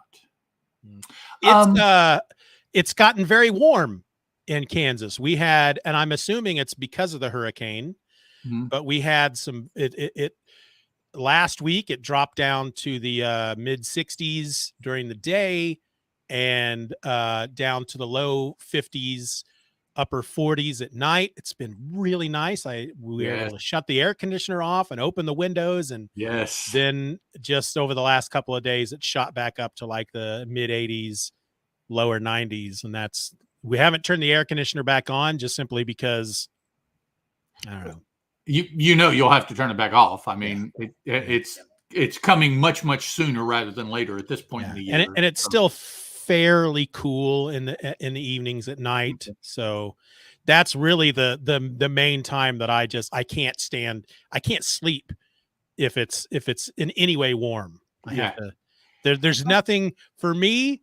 There's nothing better than sleeping in a room that's super cold. And then I get to put great big blankets around it. That's like the best thing ever. Use the blankets. That's when the sleeping temperature is correct. When you have to use a blanket. And I use a fan because I need that sound because of my tinnitus. Okay. But you know, sometimes I'll, you know, especially after if you get a new fan or clean the fan, because you know you got to clean them fans. They get dusty and they lose their power. But once I clean that fan and I have it shooting right in my face and it's cold and I got my blankets on and I can just see my own face sleeping there with just this big smile on my face. Just, that's all I need. That's all I need in life. You've been stressing about money all day, but damn it, I am in a good mood now. Yep. Cool air, blanket, bed. That's right. Yes. Here's to good times. Tonight is kind of special. See, I took it back to I still don't know where that's from. So it's I don't know if it's Miller time. I don't. Never. I've never been a fan of the taste of alcohol, especially beer. No. So never acquired the taste myself either. You know, and I would have people, you know, in my 20s who would say, "Well, you just got to get used to it." It's like, I don't want to have to get used to it. No. If I don't like it from the beginning, why would I put myself through it just so I can get used to it? That's how you become an alcoholic, right? It's never going to not be nasty. Right. It just doesn't bother me as much. No thanks. That's not. It's like you just got to push through.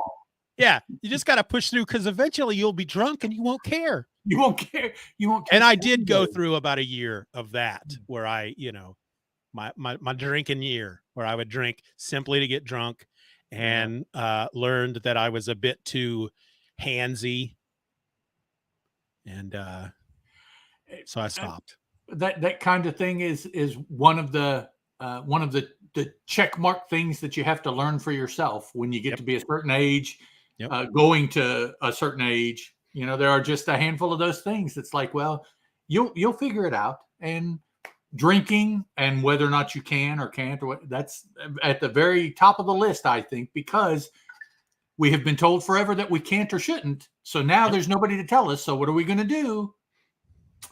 What we have been told we shouldn't. I think I was in my mid-20s at that point, though. So I held out for a long time because, peer pressure. But the funny thing is that it was peer pressure that ended up doing me in. I held on for years because, it all starts in high school. Yep. Especially when you're going to parties. And, right after high school, I'm playing in a band and we're always at bars and clubs. And so it's always around.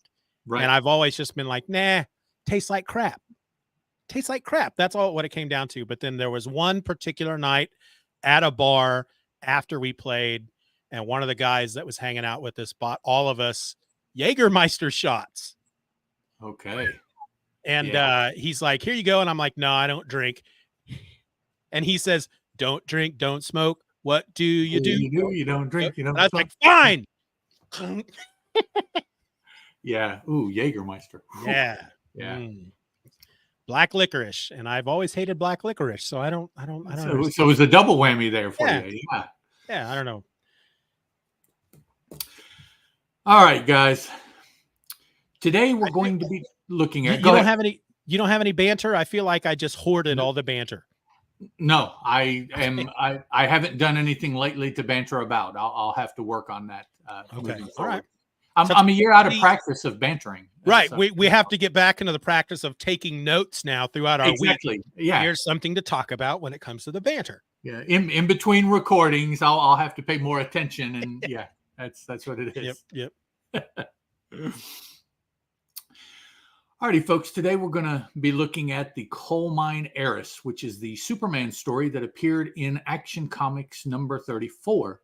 Written for us by Jerry Siegel and arted for us by Jack Burnley.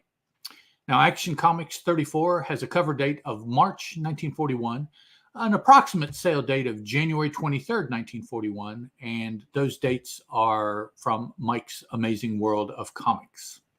So, here's what happened. Heiress Doris Laurie has inherited her father's valuable coal mine. Clark Kent visits the mine to get the story, but is sent away by Laurie's uncle, Jim. Investigating further as Superman, he saves Doris from death inside the mine. Frightened by the experience, Doris meets with her uncle, who tries to poison her, but is stopped by the Man of Steel. Jim Laurie then tries to kill both of them, but Superman's powers overcome the crook. After apprehending Jim and his partner, the mine manager Crawford, Superman saves the mine from a bomb planted by the crooks. Sorry, guys, something just felt weird there. That was a weird sentence. Partner, the mine manager Crawford. Anyways, okay. It should say after apprehending Jim and his partner. Oh, the mine manager Crawford, I guess, would be Jim's partner. Yeah, I guess. Yeah. Okay. I do want to start by saying, didn't mention this in when we talked about issue 34, but the cover has absolutely nothing to do with the Superman story inside. No, not at all. The previous issue, Action 34, has Superman saving an armored car from an armed robbery, and he's flying, holding the armored car up in the sky with the robbers shooting up with pistols at him. This one, Superman is, he's not flying down. He's dropping down because he can't fly. Dropping down onto some crooks who are shooting at him, and they are about to blow up a dam, the dam in the background, and one of the crooks has the requisite early 40s plunger to trigger dynamite. And actually, the two bad guys that are facing out that we can see both have those Lone Ranger or eye masks on. Yep. You can only assume that the third guy does too, but his back is to us, so we can't see. So they are I don't know, the masked trio bad guy. I don't know what they're called. But that scene has nothing. It has nothing to do with the story because, as the synopsis said, this story revolves around a coal mine inside and outside. I'm not sure how you can really connect that to a dam on a river. Yeah. No, but it's good to know that comic books have kind of come full circle, because a lot of the covers these days don't have a lot to do with what's going on inside. A lot of them are sometimes you have covers that are just done up by somebody and sit in a drawer until they need to be put on a cover. Right. Wolverine sitting on a motorcycle, and nowhere within the issue does a motorcycle appear, So it's good to know that stretches back to the golden age. Now, there is, I think, in my mind, there is a difference in the way they do it. Today, that cover is done as a piece of art. Yes. It's somebody that has been given free reign to do whatever. And even if the actual A cover for the book applies, any variant cover that they pay for will have nothing to do. So, I mean, the vast majority of covers for any one comic book have nothing to do with the story. But in a way, okay, let's see. The Golden Age, the reason that the image was on the cover was to attract you to that book on the newsstand, to at the very least pick it up and look through it, hopefully be interested enough in it to buy it. So it was definitely a marketing ploy. Yes. Today's, the way they do covers are also a marketing ploy, but they don't care, seemingly to me, that you pick up that book to read it. That's not what they're trying to do. They're just trying to get you to buy that book. Yep. They don't care whether you ever open it up, which is proven by the fact that most people will buy that awesome looking cover, stick it behind a piece of plastic, and stick it on their wall. Yep. They don't read that shit or stuff. Excuse me. They don't read that shit. They just all the whole concept of the way things are done like that now today really it bugs me, makes me angry. Yeah.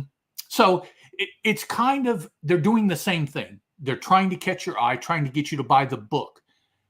Between what I think they were doing early on and what they do now, that's where it changes. Early on, they wanted you to get it and then read it. That's why they wanted you to get it, was to read it. Nowadays, they don't care whether you read it. They just want you to get it, give them the money, and move on, whatever. Yeah. And so it's, a lot of people will argue, well, yeah, it's the same thing. Well, to a point, it's the same thing, but I believe the motivation, the final goal may be the same, but the motivation to get to that goal is entirely different today than it would have been then, because obviously the cover had nothing to do. Probably this cover has been done who knows how many months beforehand. They just pulled it and they're like, okay, we'll use this one, and stuck it on the book when they sent it off to be printed, so. Yeah. Well, and it makes me wonder because, Action Comics was an anthology title. Granted, Superman was the reason people were picking it up.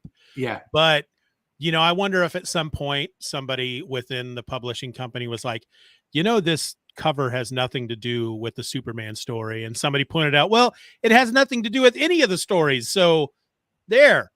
Okay, well, that makes sense. Yeah, I can't tell flipping quickly through the Superman story pages here. I don't know if this was the first story of the book of this issue of Action or not. It probably was. Do know by the pagination that it was the first story in the previous issue of Action. Yeah. So I can only assume at this point, with what I also will assume is the popularity of Superman, he probably had the primo slot in Action moving forward, particularly now since he has his own book also. Yep. So he's and the ride. The fact that if you look at what the first 13 or so issues of Action Comics many of them did not feature Superman at all. Mm-hmm. And now it's like every issue is a Superman cover and will remain that way for the life of the book. Yeah, moving forward now, that's Yeah. it. He is the picture child for the book. We know ultimately the book will shrink in number of pages. Superman will always be in there, and so this is becoming, if it hasn't really by the beginning of 1941 already become, it's becoming a Superman book. Even though he has his own title, he's popular enough apparently to carry both at this time. And of course, now we know he's popular enough to carry 28 books, or whatever DC wants to do. So the two things that I will say about this story right off the bat. Okay. One, it is the Coal Mine Heiress, not coal miner's daughter. So this is not about Loretta Lynn. No. Two, story didn't really do anything for me. Oh, but I thought it felt very similar to the first. It did. The previous, I should say. It did. And again, for folks who maybe, if you're just tuning in for the first time, pull the curtain back. Ed and I record at least 2 episodes at a time. So in this chunk, we recorded the previous episode. So we always end up at some point, especially during the second episode, comparing the 2 books. Mm-hmm. The previous book, Action Comics 33, I think, what I said last time was that one was fairly boring when I started it. But then if it wasn't for some of the characters and then the bad guy with the mask and all that's what turned it around for me. And then, of course, the way that it ended was just crazy. Yeah. So I don't know. Maybe as we talk about this one, I may change my mind. But I read it. It's funny. I'll say this real quick, because last Saturday, we got together to record. We were going to talk about Action Comics 33 and 34. And you were having technological issues, so we didn't record. And it wasn't until after we were like, we can't do this. We'll do it next week, that I realized I had started this story before that Saturday. I didn't finish it last week. Finished it. So okay. I got it read through last night, and I just nothing. The previous issue I read last week. This story I read last night. There is a lot about the previous issue that stands out for me. Mm-hmm. Nothing in this story stood out for me. But again, my brain doesn't work the way it's supposed to. So maybe as you talk about it, stuff will go, oh yeah, that was crazy. I thought it still has a very reading the story, the artwork aside, I think by the way it's written, you can certainly place it in a particular time if you have read enough comics. If you've read a breadth of books, it has a golden agey feel to the characters, to the way they're portrayed, to what's going on. Now, if you go so far also to introduce the art, well, the artwork certainly places it in an older time than what artwork nowadays typically will look like. And the art's great. I love Jack Burnley. I love his art on these books. Yeah. So our splash page does tie into the story, but not really the way the splash page is created, is crafted. The splash page is an image of a loaded coal car by itself, having been set loose. It's running wild, uncontrolled down tracks towards, what is her name? Doris, who is, collapsed on the right. She had to have made that sound when she went down. I mean, she did. On the tracks, the coal car seemingly is going to crush her. Superman falling in again because he's not flying yet. So he is falling with the Superman fist in front pose towards the car to save Doris. Now, all of that more or less occurs in the story, but not the way this is drawn. So the concept is the same, but the specifics for the actual story when it occurs in the story are quite different, actually, if you really want to get down and look at the two side by side. So the story starts out, Clark gets an assignment from the daily, what are they calling it now? Or just the planet. I'm sorry. It's not. Yeah, I think it's the planet at this point. Yeah, it's just the planet at this point. Clark is getting the latest story. Daughter of the late wealthy coal magnate, and now under the guardianship of her uncle, has just come of age and inherited the rich Lori coal mines. So the young heiress, but not a lumber mill heiress, because we saw her last issue. This is the coal mine heiress. And there's also a difference. I will say in the lumber mill, the person inheriting was not as, anyway. Well, it was supposed to be a boys' home. Yeah. So Clark is directed to look into the heiress / coal mine, this whole new situation. I do like here on the what is it, the second page, once Clark gets the assignment, it just immediately goes to Clark and Lois Lane drive out to the Lori mines. It's just a given at this point. They used to try to explain why Lois and Clark would go out on a story together, because she's supposed to be, she's not an investigative reporter. She does like the gossip stuff, the people who go to clubs and restaurants, whatever she does the more women-y articles about the media, about pop culture. I would presume lifestyle pieces, cooking pieces, maybe fashion, those kind of things that it was assumed that women would want to read. That's what Lois writes. So Clark does the hard hitting, go out there and maybe be in danger, kind of get the real story kind of stuff. Right. So there used to be a time when the guy would tell Clark, I got a story for you to go on. And hey, why don't you take Lois with you? Because, this is dealing with a woman who is an heiress. Maybe she can get the lifestyle aspect. What does this woman cook for dinner every night? They would have made a point to justify why Lois is going with him. And now it's just a given that Lois is going to go with him on a case. So on the one hand, it's like, I feel like they're not even trying at this point. But on the other hand, I feel like, well, we're establishing the fact that Lois is slowly becoming less she only does articles about women's stuff, to Lois is starting to become an investigative reporter. They just haven't said it out loud.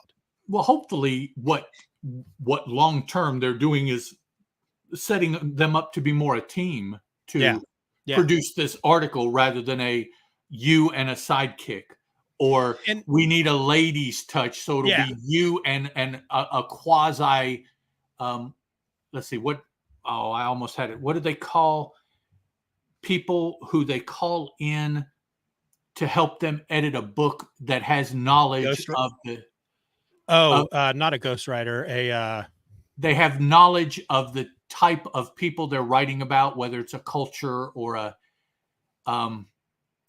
what do they call that? I don't know.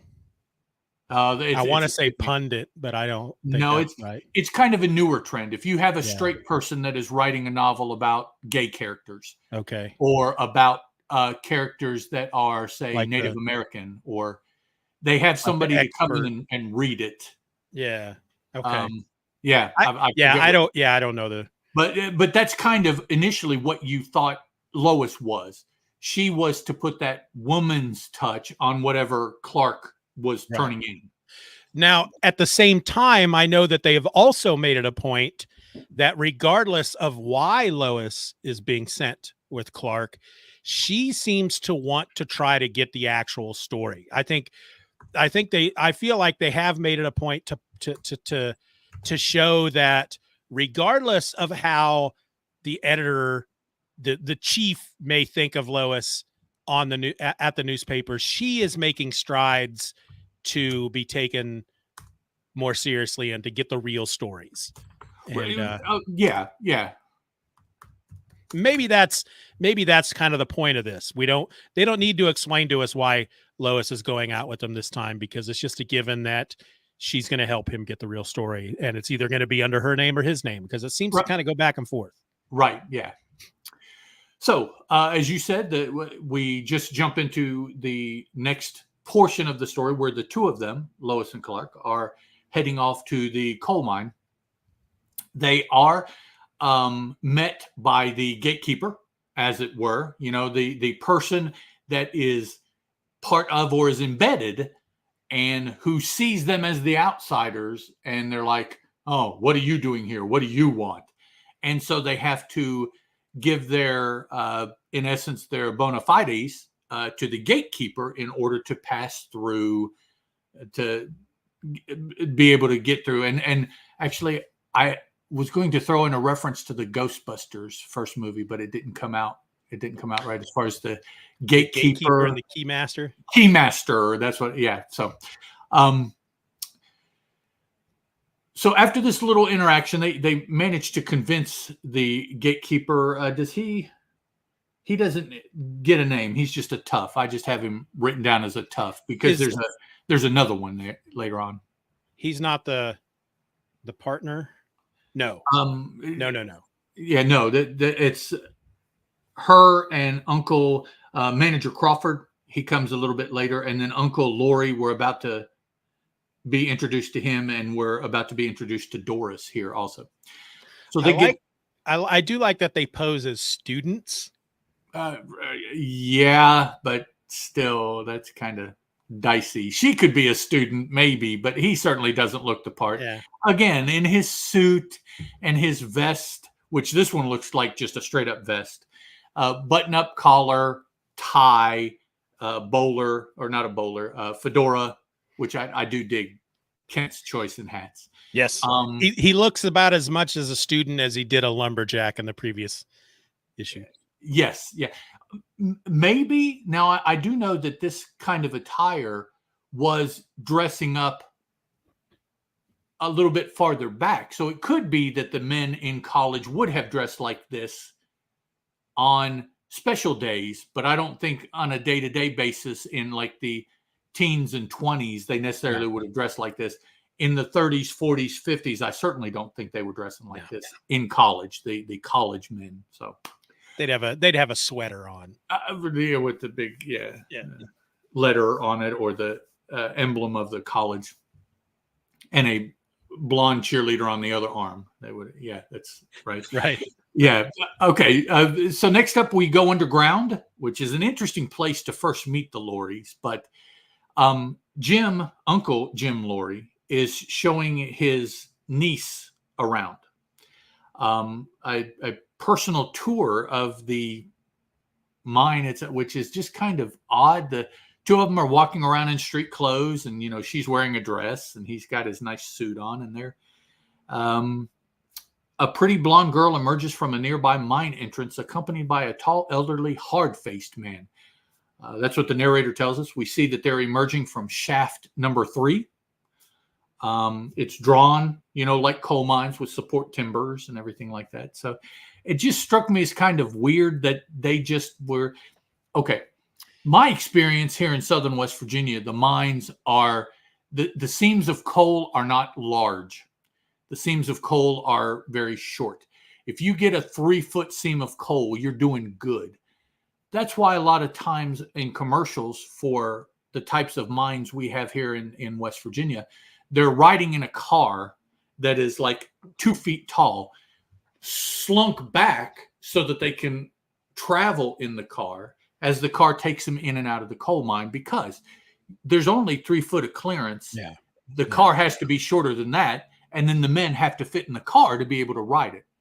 When they're working, all kinds of stories of men working, slinging hammers and picks and whatnot on their knees.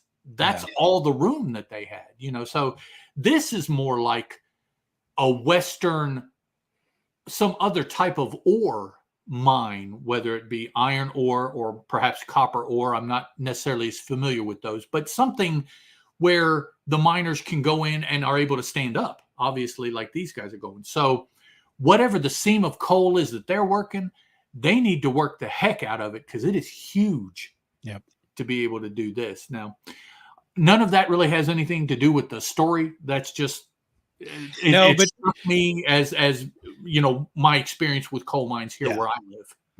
But even beyond that, despite the fact that they're obviously important people in that mine, you think they'd still each just throw on a pair of coveralls before they go out into this dirty coal mine. Well, you would think at the very least, because they are not going to come out clean like this. There's no way. No. So Clark sees him coming out, and he's running. He's going to try to get the story, completely oblivious to the fact that they just said, there are a couple students and they're doing this student thing. All of a sudden, Clark kicks into reporter dude and runs up to Doris to try to get a story from her. Lois is trying to tell him, no, Clark, you're going to blow our cover. What are you doing? Clark just runs up anyways and starts to question her like a reporter. The uncle, of course, gets mainly really put off. The girl is kind of put off by it too. Uncle calls for the heavy that Lois and Clark just passed. I mean, he is right there too. Yeah. Clark doing all this after lying to this dude, essentially, because now the tough dude can see what Clark wants. And he does say they're from the Daily Planet. So. Right. Yeah, Clark does. Yeah. So Uncle calls the tough throws Clark out. Once again, we have seen this multiple times. The two of them show up. Something happens to Clark that if he is going to Superman, he's going to have to Superman from away from wherever Lois is, whether she has gotten captured or her cover has still solid or she is off doing something else, whatever it may be. But how did she maintain her cover? They don't explain that at all. It's like, well, if you're a reporter, I'm sure she's still a student, so she's good, but you're going she out. Can still stay.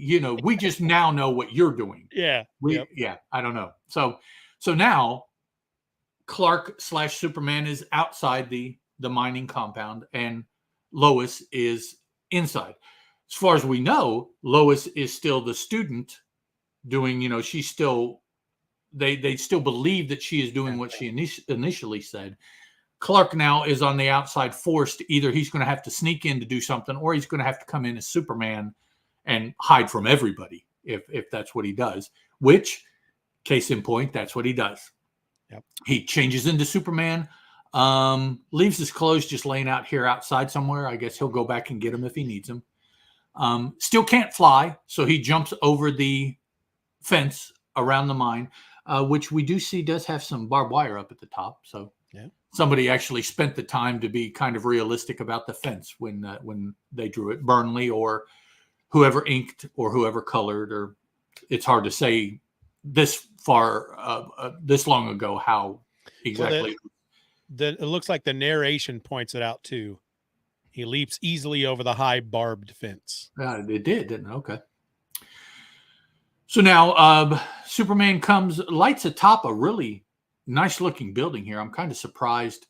I didn't necessarily realize that the coal mine was this quality. It's a multi-story, bricked, tiled, kind of really nice building. I was thinking more that this would be a situation where the mine, things were more built to do their job rather than built to potentially look good, which is how this building is, whatever building this might be. Yeah. Inside the building, probably, or maybe still outside. I don't know. We can't really tell. Uncle Jim Laurie is talking to a different tough guy. This might be Manager Crawford. I think it might turn out to be Manager Crawford, but he's Laurie is setting something up to take care of his niece. Superman realizes that that's going on.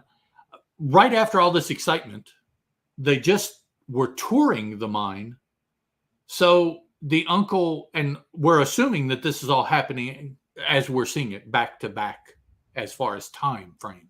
Yeah. But the uncle wants the niece to get back into there's something that I forgot to show you, or that I still need to show you, or what have you. He makes his excuses to get them to walk back into the coal mine they just exited, still, as before, dressed in just regular street clothes.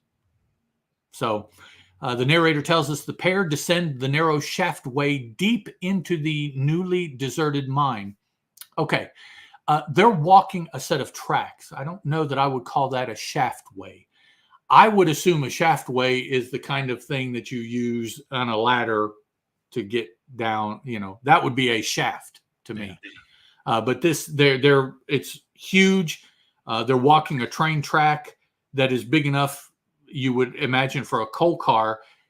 To me, it looks like a coal car you'd see on a freaking train, not one of these little coal cars that you always see in cartoons or Indiana Jones. If that's where you want to go.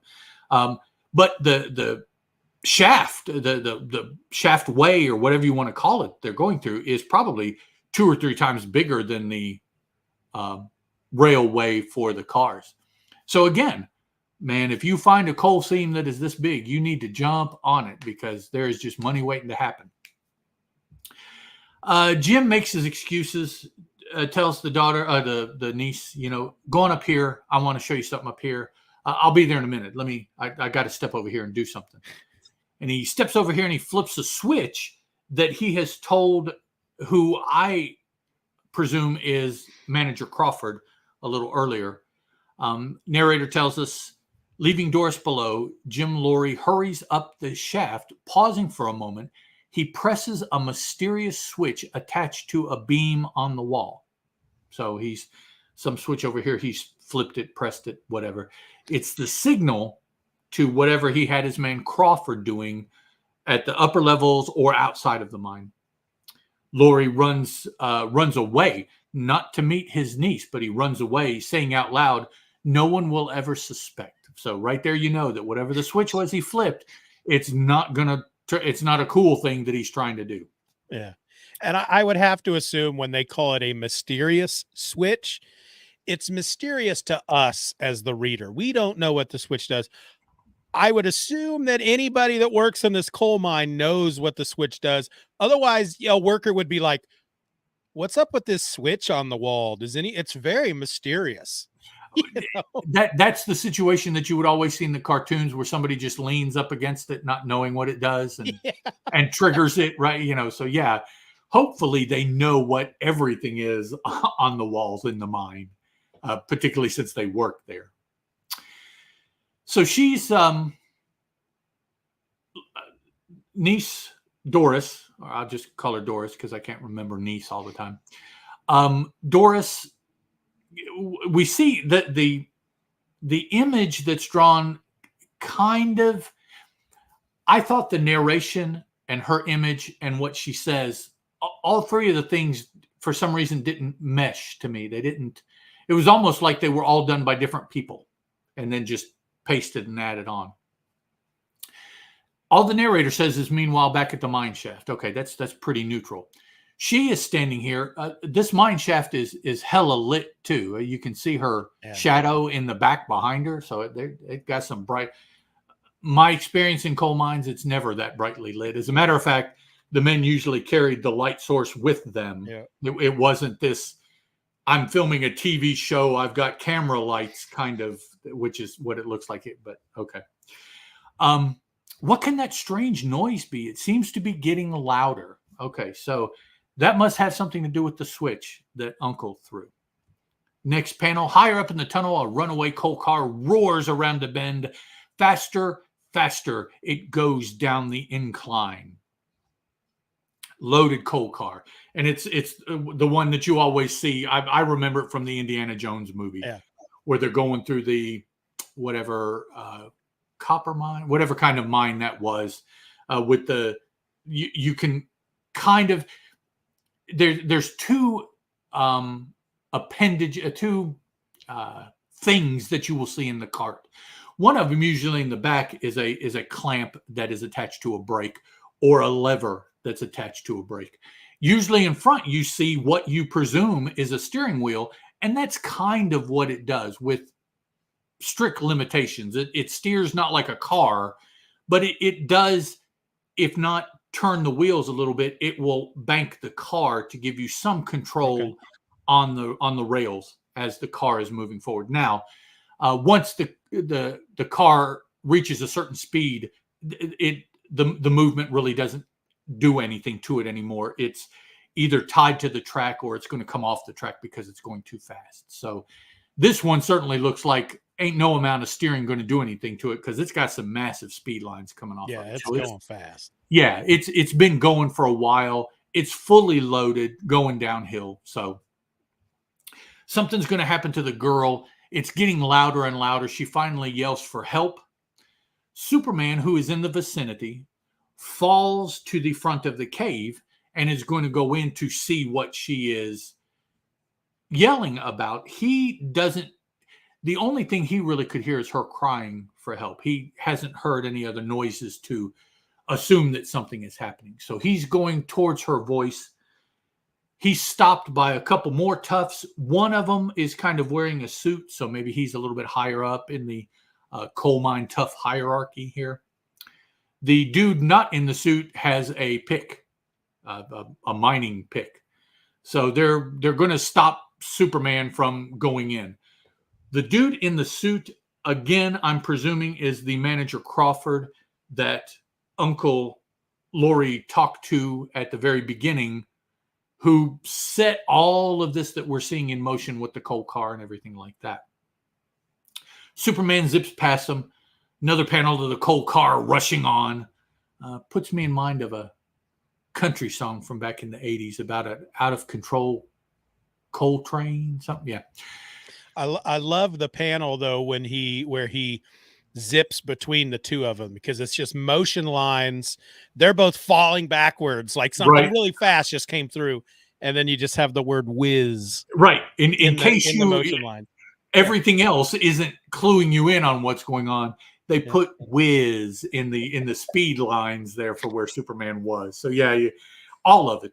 The lines, the two guys being forced apart because something goes between them, and then the word whiz. I think not whiz stretched out, just the four letters whiz. Yeah, I think that's actually what it means, is that one of those guys is now peeing because it scared him so much. Probably. Well, yeah, no doubt. Something suddenly throws him apart like that. Yeah. So Superman is zipping down and underground. And again, there is some massive lighting. I don't know what they are using to light this mine, but there are shadows everywhere, and big, distinct shadows. Yep. The niece, I said I wasn't going to use that. Doris, I got to remember her name. Doris. She's starting to shrink away even more because the sound that she's hearing is getting louder. Now she says, the car, it's coming closer, help. So it's not just noise to her. She has realized what it is she's hearing. So Superman is going towards her. Presumably, he is going to get to her in time to stop the car. But on the next panel, we see that, no, really, Superman is trailing the car.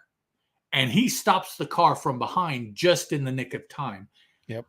I thought it would be more heroic if he was in front of the car, right, and kind of took the impact somehow to save her.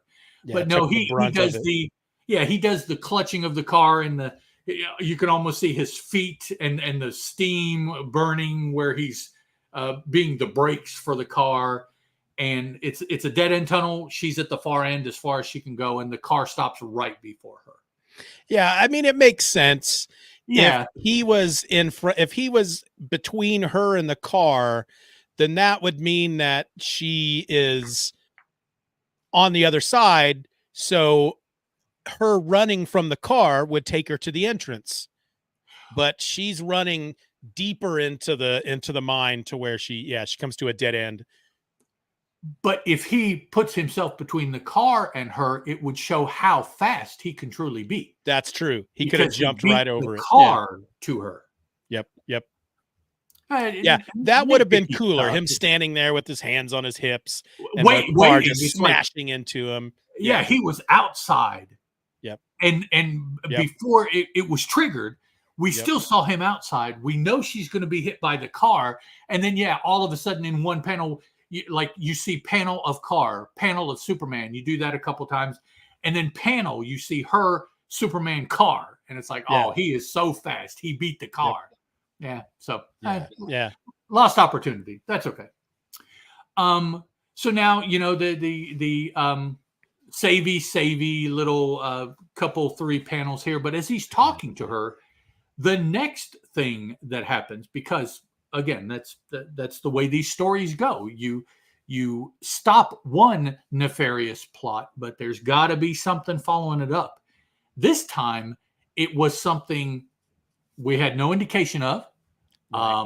Completely caught him and probably her by surprise as well. Narrator tells us, but as they turn to leave the shaft, and we don't know, I guess they have been down here long enough that the 2 men that he whizzed past got word, backup plan was formulated, backup plan was put in place, and then executed. Because we don't see, he stops the car and then they talk. We really don't know how long they're talking. We don't know how long it took him to catch up to the car. So all of that could have been enough time to put this second plan into place when the bad guys saw that the first plan wasn't going to work. As they turn to leave the shaft, there's a terrific explosion in the tunnel ahead. Rocks and wooden staves hurtle towards them. Now, apparently, this is a different kind of wood that we have recently seen, because I don't think this wood could have deflected bullets. This wood acts like wood that's caught in an explosion, and it just flings everywhere. It breaks and bends. There's a cave in the mine, all like you would expect. I say that because Steven and I have recently seen where wood was able to deflect a bullet from very near the barrel of the gun from which the bullet discharged. It just bounced off bulletproof wood. Yeah, like Superman would be if you shot him. Very same kind of reaction. And maybe it was Kryptonian wood. Yeah, no, it couldn't be. Also, look at the first panel on this page. If it wasn't for the text, you'd have to assume that maybe something was about to happen. It's like he's going, well, hey, baby. Yeah, it looks like he's going in for one there. Yeah. I can almost hear in the background, let's get it on. Yeah, some 70s. Bow, bow, bow. Yeah.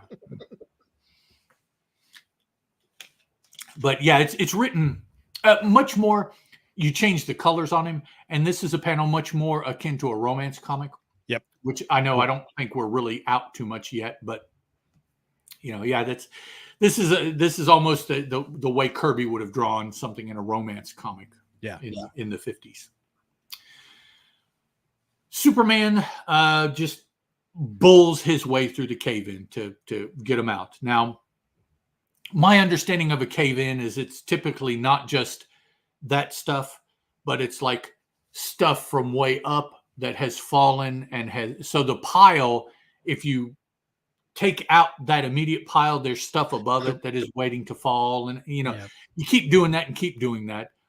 Apparently not. This is just a cave-in where it was just the immediate stuff just fell into the tunnel. Yeah. And so all Superman had to do is bust through it and they were able to get out. Yep. So first he breaks through it and then he picks up Doris and runs her out, leaps her out. Again, I say that because he is not flying. Superman cannot fly. Looks all the world like he is flying carrying Doris, but that is not what's happening. Nope. Sets her down. She says, as she is bidding him adieu, she says, up, but there's no away there. Right. So they almost threw in another up and away, but no. But again, the whole, is he flying? Is he not flying? Technically, he doesn't fly until issue 10 of Superman. But not only is she saying up, she goes, there he goes, up into the sky, faster than an airplane, which airplanes fly. Yeah, they don't just catapult into, So the bad guy is surprised to see that the victim survived. We get that between Doris and her uncle here. He's taken aback that she made it out of the runaway coal car and the explosive dynamite, whatever they used to blow up and collapse the mine shaft. He covers himself very well, though, right? He's like, Doris, I'm so glad you're safe. I heard there was a cave-in, and yeah, I bet you heard. Okay. Yeah. So here she tells him, yeah, Superman. And he's like, Superman? Oh, that's still people that don't believe that Superman exists. He's a myth. What is that? In the real world, we've had 2 full years of Superman books being published, 1940 or 1939 and 1940. Mm-hmm. You know, it started in 38, but we've had at least 2 full years of Superman books being published. I don't know what that means as far as the time frame within this universe, but yeah, for people to still, Superman, that's a myth. Yeah. And there has to have been pictures published by now. You'd think. So yeah, I guess picture is not proof enough. Although, I mean, it's all the proof we need. How many times have you heard picture it didn't happen as far as social media? Right. So that's all we need is a picture. But yeah, hell, we've seen live video footage. No, that didn't happen. No, it's not. Okay. Yeah. So she doesn't, I don't think, really add anything here. Just tells him, yeah, we narrowly escaped. He saved me. Jumped into the sky with the speed of a bullet. Next cut to Superman. He goes back to wherever he left his clothes and dresses himself. Then as Clark Kent, he goes to investigate the cave-in and finds the remains of a time bomb. Time bomb. That was the cause of the cave-in. So in order for it to be a time bomb, they had to have known beforehand when they wanted it to go off. So I guess that was part of the overall plot. Maybe they were going to cover up the fact that she was killed by a car by having planted a bomb to go off soon after the car. Yeah, that's all I can think of is that, the coal car was going to smash her to death, but then the explosion would bury all of it so that it would be a while before they even found out she was dead. Right. Yeah. So we continue following Clark. He goes on into the mine. I guess he's in the mine where he sees the time bomb remnants here. He goes. Does the name time bomb, for some reason, that sounds weird to me? I know that there are such a thing, that timed explosive devices, right. But to hear it as a time bomb makes me feel like it's a bomb that has something to do with the flow of time, right? Potentially, particularly when you're talking with comic books. I mean, that's the problem. We're jaded now. Time bomb means something completely different. And I know it's not the first time I've encountered the word time bomb. Obviously, it's been used over and over and over again in my life, but for some reason, suddenly it just seems weird. It kind of. When I read that, it jumped out as kind of a, I don't know. I don't know necessarily what else you would have called it. No. It was rigged to explode or something, but time bomb, just like, Investigating on, Clark finds the button that Jim, the uncle, pushed to set all of this into motion. Clark says out to us, he's telling us, and this switch, I'll wager it has something to do with the mystery of the runaway coal car. How does he know that? I don't know. How is it? Yeah. Why is it not related to the time bomb? Maybe somebody pushed the thing and I don't know why it's the car. Why does it have to be related in any way? It's not labeled to anything. No. Yeah. He sees a switch and goes, I bet this had something. It could be a light switch, Clark. Reporter's intuition, I guess. I guess. So now Clark runs out of the mine and he's caught by the guard. The original Tough, because here he shows up in an office with manager Crawford. But the first Tough that he and Lois bluffed past at the beginning of the story, the gatekeeper, catches him as he's coming out of the mine. Yeah, the gatekeeper. Yes. And he says, hey, snooping around again, hey. Yep. Already thrown him out once. He got back in, so I'm just gonna. Well, I'm not gonna throw you out this time. This time I'm gonna take you to the manager's office, which I don't know. Why wouldn't he just grab him and throw him out again? He did it once. Just So he takes him to Crawford. Kent confronts him with a little bit of the information that he thinks he has from what's gone on and a little bit of investigating that he's done. Crawford realizes that he's too close. Kent is actually onto something. Yep. So he tells the tough to throw him out. And he roughs him up this time on the way to throwing him out. Now, the tough beats up Clark, which we know isn't going to hurt him. But we don't see anything as far as him throwing Clark off the premises again. What we see instead is Clark, once he's off premises, changing into Superman, and then Superman hopping back onto the premises. So they kind of clipped all of that stuff out as really it's not necessary. We know Clark and Superman are the same. So, that the panel where he's punching Clark though is rather funny because he says, and get out and stay out, and punches him. And Clark says, ouch. But then he says to himself, I must act as if his blow really hurt me. Right. Yeah. But the fact that he says, ouch, ouch. So the punch, he's not playing like the punch knocked him out at all because and of course the punch is delivered with a bam. Yeah. And because they don't show a lot of what's happening after that, and it happens so fast, what I'm imagining is that they're standing at the gate. The guy punches Clark in the chin. Clark says, ouch. He falls back. As he's falling back, the guy turns around. He starts to walk off. Clark hits the ground, rolls, jumps back up into his Superman costume, and then leaps over the fence. I'm just picturing this all happening within a matter of 30 to 40 seconds. Well, you may not be far off because Superman jumps over the fence to confront this same dude. So yeah, he's still there.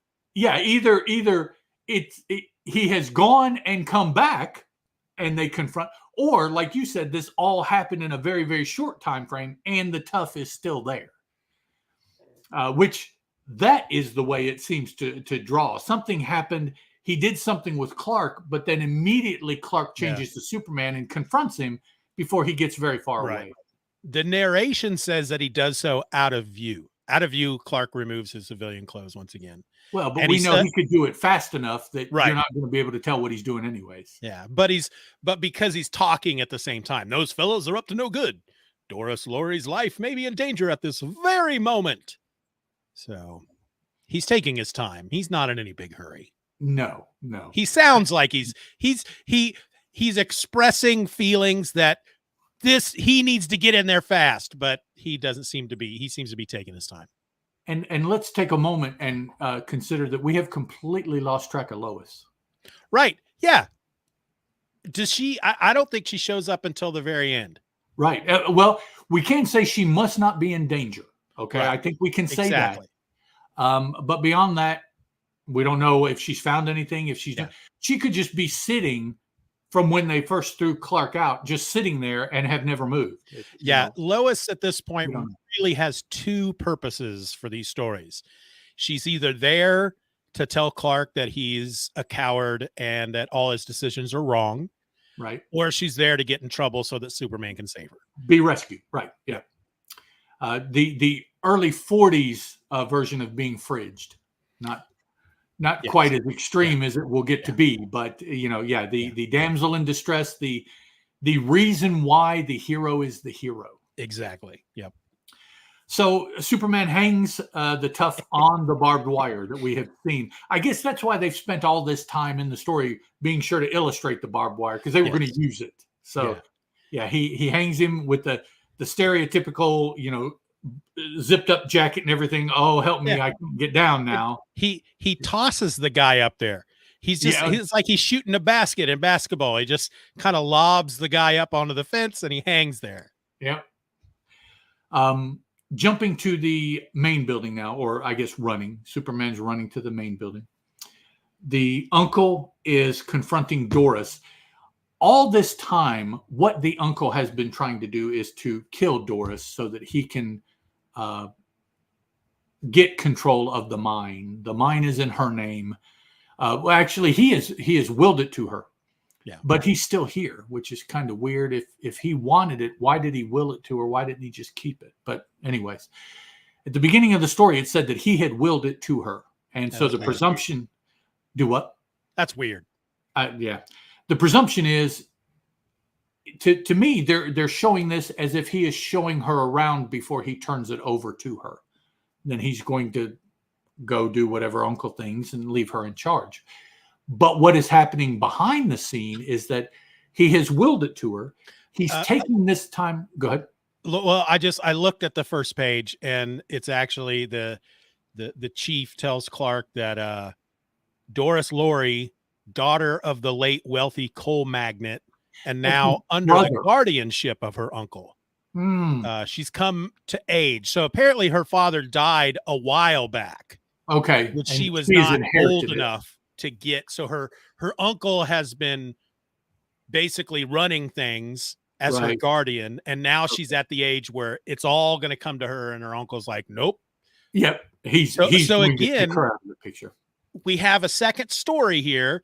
Issue 33 is all about a rich guy dying and his brother wanting to control what the guy left behind. And we got the same thing here. That's weird. Right. Yeah. This is in a way a little bit more nefarious because it's his own flesh and blood that he's trying to, not just trying to do anything, but he's trying to kill her. Yeah.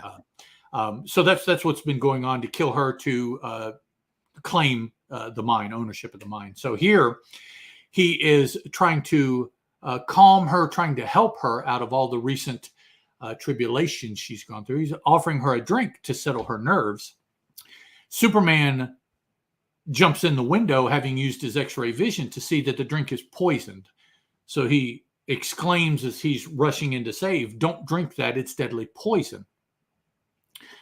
So now there's a confrontation between Superman and the girl, which I always like when the good guy does this.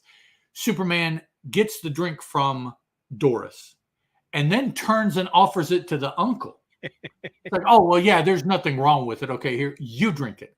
And immediately when the person who first offered the drink refuses themselves to take the drink, you know something is up. Anytime, anywhere that happens, you know that is what they're telling you. So go ahead. You go ahead. Well, first I wanted to point out the first panel on that page, how they did a really good use of the art with the motion lines and the color to show how fast he's coming through that window, when they just basically make his cape just a red streak leading out the window. That's really cool. Right. And I don't know if you were going to touch, because we haven't quite gotten there yet, but the ridiculousness of what happened, what Jim says once he's found out okay, let's see. That would be, yes, this costume meddler. Well, he fesses up. Yeah. This costume meddler has spoiled my plans, so I may as well confess everything. Crawford and I plan to do away with you and thus gain control of the Lowry mines. Crawford is the manager of the mine. And next panel, the now repentant Uncle Lowry says, now there's nothing for me to do but pay the penalty for my crimes. This elevator will take us to the ground. And I thought, well, they're in a building. Yeah, this makes it seem like they're in the mine somewhere. And they're, yeah. Now, even me, I see this thing that that Doris and Superman are walking into, that the uncle is going to close the door. He's generous. He's going to close the door behind him. This doesn't look like any elevator I have ever seen. No, it looks a bit more substantial than that. Just cursory looking at it, Come to find out, Uncle slams the door shut, and it's not an elevator. To me, it looks like a safe that he has trapped him in a safe. Doris says it's a decompression room for the miners. He can adjust the air pressure at will. Is this something that underwater? Yeah, but from above ground, or I mean underground mines, is this something they must go really deep? I don't know. I hadn't necessarily heard. I'm not saying that it's not possible, but I'd never really heard that was an issue for mining. Yeah, I know. I've get some kind of compression decompression imbalance, and I've never heard of that either. So while outside, Lori turns the control to the highest air pressure.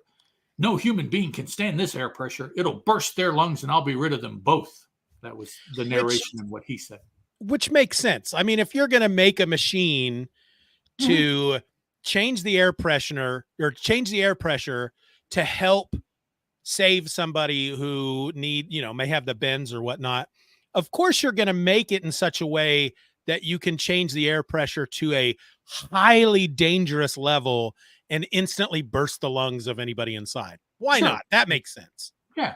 We made it to help people, but if you use it the wrong way, it will hurt people. That's right. Sarcasm. Yes, much. So now he has done this. They're in there. Doris starts to succumb to the difference in air pressure, but of course Superman's not affected. And he grabs her with one hand with no explanation this time. He grabs her with one hand and he busts through the side of the compression chamber again with that. It's not full out, but it's a cocked Superman flying fist that he has to strike with first. He uses that to bust out. Ties up Uncle Laurie with some piping that he just rips off the wall and ties him up. Laurie tells him, as well, haha, you've got me, but this isn't over yet kind of, situation. He tells him, and let's see, I guess it is true that Laurie says no one else, a giant time bomb planted in the main mine shaft is due to explode in exactly 10 seconds. So I guess that's another time bomb that he must have used, which is kind of interesting because he had no idea that Superman was going to be able to escape his previous trap. So he was planning to blow up the mine regardless. I'm the whys are kind of escaping me. He admitted what he did. He killed the only witnesses to his confession. But yet he still is going to go ahead and blow up the mine, which is what he's been wanting to get control of this whole story. Yeah. And so I don't know if maybe he just had that planted as a contingency, just in case. He didn't know. I don't know, because he says that he didn't pull the switch on it until Superman came crashing through the wall. So we didn't see that, but okay. I mean, he says he's got a giant time bomb planted just as you crashed through the wall. I pulled the switch, which started the time fuse. Right. So if they had died in that compression chamber, would he have then, all right, I won, and then went and got that bomb and made sure it didn't not have done it? But why? Also, why would he expect a normal human being, which he doesn't know anything about Superman, to be able to survive, to have a backup plan to begin with? I don't know. Yeah. Unless, I don't know. Unless maybe he's just one of these crazy dudes. It's like, look, I have this plan to kill my niece. And just in case, I'm going to put a big time bomb in the main shaft of the mine, just in case anything at all I don't know what may go wrong, but if I'm not able to kill her and the police find out, I'll trigger the time bomb and everybody will die. And I don't know. I guess should have explained it more. Well, it just seems in this particular story that there was just thing after thing after thing that was ready to go without really any lead up or anything. It's like, oh, well, that didn't do it. Try this. Oh, that didn't do it. Try this. And it's like, well, how did you know any of them weren't going to work to know that you needed a follow up? Not just once, but it's happened multiple times. It's like, okay, you must really believe in Superman, because once you were confronted with him, you didn't know what would stop him. So you had plan after plan after plan to try to stop him. Yep. So Superman runs out, goes into the mine, finds the bomb, leaps out of the mine and high up into the air. So he doesn't throw the bomb. He just jumps with it. Yeah. And I don't know if it blows up in his hand or whatever, or he throws it once he's in the air, whatever. But the explosion really doesn't seem to affect him any. Comes back down, grabs Manager Crawford, who is trying to run away, finally, after seeing all of this stuff that doesn't work. Superman adds Crawford to the uncle's pipe wrappings. They're now wrapped up back to back, whereas it was just the uncle. Yeah. Doris thanks Superman. Oh, look, here is Lois. There's Lois. Meanwhile, Lois drives back to Metropolis. So Clark Kent got kicked out. She has not seen him. She does not know anything about anything, but she does decide, well, I'm just going to go back to Metropolis. I'm going to leave Kent or wherever, whatever he's doing. I'm just going to leave. I don't know about him. And just she, okay. If there is one thing that I learned very, very early in life, it's that you do not leave your wingman. And that has stuck with me since I was in high school. I learned that, and I have lived that ever since. Lois apparently has never learned that lesson, because she gets in her Studebaker here and drives back to Metropolis. No idea what's going on with Clark. Just knows that he's not with her. Yeah.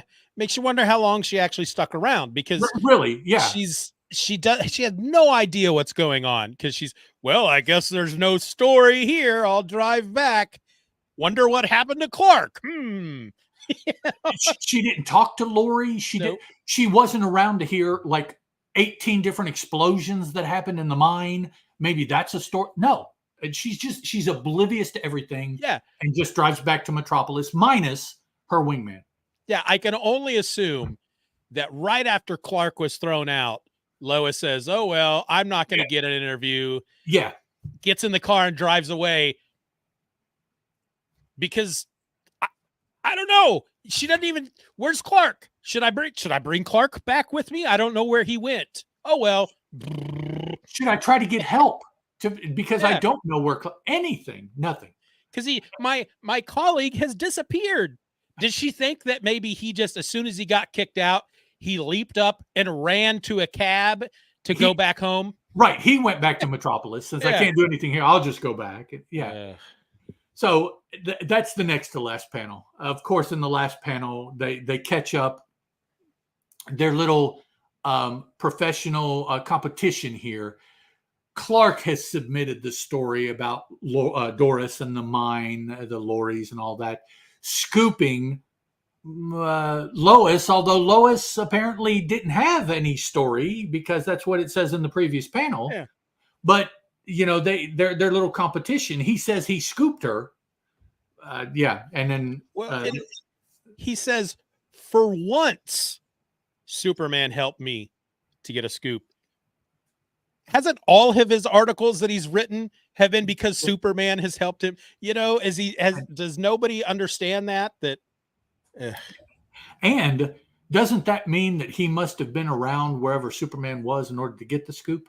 So that means he was still there somewhere. Yeah, unless they just assume that Clark headed straight back to Metropolis, and then at some point Superman came knocking on his door. Hey, Clark, I got this story for you if you want to use it. Yep. Thanks, Superman. From what she said, Lois doesn't even know that Superman was involved, but yet Clark is dropping Superman. We know he was involved, of course. Lois doesn't. So Lois does not come out looking very good in this story or the other story, because both 33 and 34, at least Lois was involved in issue 33, but she still had no clue that Superman was there. She guessed that Superman was there, but for a reporter, she's not really on top of things in these two issues. She's acted kind of goofy in these two issues. So spent plenty of time on that story. Sorry, took me a while. I'm kind of out of practice. No, but you got me enjoying it. I can look back at it now and go, yeah, there were some fairly ridiculous moments that now have made me understand how I can enjoy it. And I don't know if it's me or it probably part of it's me. Part of it is how I have been trained, having read comic books for umpteen years. But I always, even without trying, I look for the gaps between panels. Yeah. Now there are going to be some, and some are expected, of course. But in a lot of these Golden Age stories, there are miles of gaps at times between panels. Oh yeah. And that instantly jumps out at me. So then as I read, I will go back to see, well, did they give us some clue or indicate or anything, so those gaps like that, particularly time gaps, just really jump out at me and they draw my attention. And so I kind of read trying to put the puzzle back together, like maybe better than it was by the time I got to the end of the story. Yeah. And a lot of times in these early comic books, you can't put that puzzle together any better. It just, no. You have what you have. And so that's one of the enjoyable parts for me, reading Golden Age stories, is that it reads so different and it feels so different from contemporary books that I read, that I enjoy it. It's a nice break. Is it a good job? I don't know. What I do know is I enjoyed it. They're fun. So that's all. See, and for me, I kind of dwell on wanting to know some of the more mundane things. Okay. So we know that, for example, her father obviously died long enough ago that though she is the one who inherited the coal mine, she was young enough that she could not be put in charge. Right. And so her uncle Jim, her father's brother, was made her guardian. So what I want to know is, how old was she when this happened? At what point did Uncle Jim decide, I'm going to have to kill her in order to maintain control? Did he try to do anything legally? Did he, was this his first idea? Did he not think of, is there some way I can make her look completely irresponsible and not responsible enough to run this mine? And so they have to end up giving it to me when she comes of age. He could have, there's all kinds of stuff he could have done before just going straight toward, I'm going to have to kill my niece. Yeah. Right. Yeah. There's nothing else. I have to kill her. That's all. That's all there is. And then he convinced a guy that works at the mine to help him. Yep. We have to assume that obviously money is involved. The other guy wanted a piece of that action, Sure. But still and that's the thing about these Golden Age stories. You're not really supposed to think of that stuff. It's you're just supposed to take it for granted that this kind of stuff happens. Right. And that's, I think, what's kind of fun about a lot of these things. They seem to write in ways these early comic book writing seems to have tried to write deeper than a lot of books do now, without giving you the details. So it's right. It doesn't feel shallow. It feels like a very thought out kind of story, but a lot of the details are left out. Yep. Whereas currently, the stories a lot of times are about as shallow as you can be, with way too much detail for the fact that you don't need that detail because you didn't tell us that we would need it. But yet here's all of this. It's like, so, to me, that is one of the things that I have noticed that I enjoy. It's like, no, they sat down and really thought out this story, but they only had 13 pages. Yeah, and so they just got to it.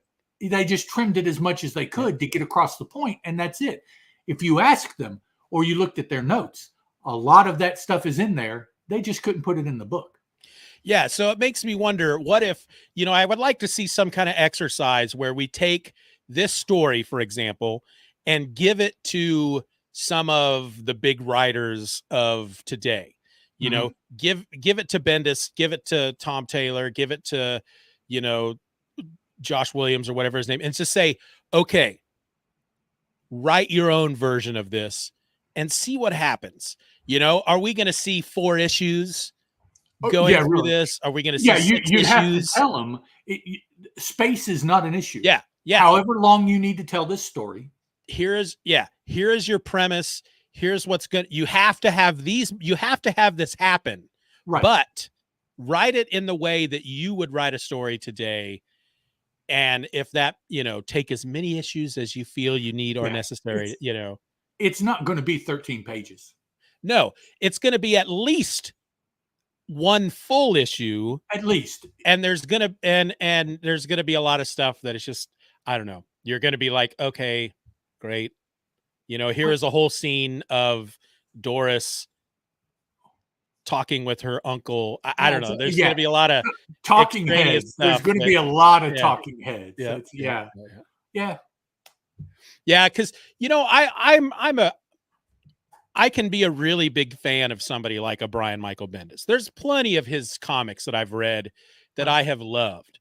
And at the same time, there's plenty of his comics that I will read and go, nothing happened. Literally, somebody was talking throughout the entire issue, and then there was 3 panels of action, and it reads great as a trade, but as a single issue, I would have to assume that had I bought that as a single issue, I would have went like, what in the thrown it down. This, I spent my money on this, you know, nothing happened. And then at the same time, he's got, you know, I've tried to read some of his Justice League issues, and he's got, so he has this thing with dialogue that just sometimes drives me crazy, where everybody has to be talking at the same time. Everybody had, you know, if you got 6 people in a scene, everybody, 3 people are having a conversation, but the other 3 have to interject stuff that make no sense. But just, I love a lot of his stuff, and a lot of his stuff just drives me crazy at the same time. Yep. I understand. But, you know, and not everything you write is going to be gold. That's just no, and yeah. But yeah, it would be a really interesting experiment to gather up a lot of these writers, you know, from the last 5 to 10 years and just say, here's this Action Comic story. Write it the way you would write it. Right. Get what would it be? I guess you would give them a script, and I guess tell them to flesh it out to whatever extent you wanted to. Start here, end there. Here's some touchstones in between. Because some writers are going to be like, okay, I'm going to start page 1. I'm going to start this story with Superman and Doris in the decompression chamber, and her lungs are about to explode. And then I'm going to take it from there to the very beginning when Doris's father first dies. Right. It's like, that's. And some people could do that and make a super compelling story. And then some people could take that and go, wow, you just wasted my time for like 7 pages with nothing. Really. Yep. All right. I don't think I have anything else to say about this issue. You changed my mind about it. I didn't enjoy it still as much as the issue 33 from the previous episode. But yeah, I got enjoyment out of it. There were some really fun moments, and the whole Lois. Why was Lois even in the story? First of all, I don't know. But it was not, and particularly at the time they are writing this story in the 40s, it certainly wasn't necessary. You didn't have to include a female in that. No, they didn't. They did, but they didn't. Yeah, it's like, why did you? Yeah, I don't know. I don't know. I mean, really, Lois didn't have to be in the previous story either, but they put her in there so that Superman could rescue somebody at some point. Well, but at least you saw that she was there. the argument about whether or not it was necessary or whether she was used well or not, completely different discussions. She was there. She was a part of the story. Here she was there. She was not a part of the story at all. It's almost like her inclusion was just so they could say, by the way, Lois still exists, just so you're aware. Yep. Or so that years later, you could tick off Action 34 as an appearance of Lois. You could add to her appearances. That's, but nothing substantive at all as far as her appearance there. Yep. We'll go ahead and throw out that if you are or are not following, either way, regardless, the next episode we will get into an actual Superman book. So we're moving from Action Comics to a Superman title, his title, the next episode. So, and also an even farther heads up, I believe coming up in not too long, we have a book that we have not talked about yet. It will be the addition of a brand new book. Oh, really? I haven't looked that far ahead.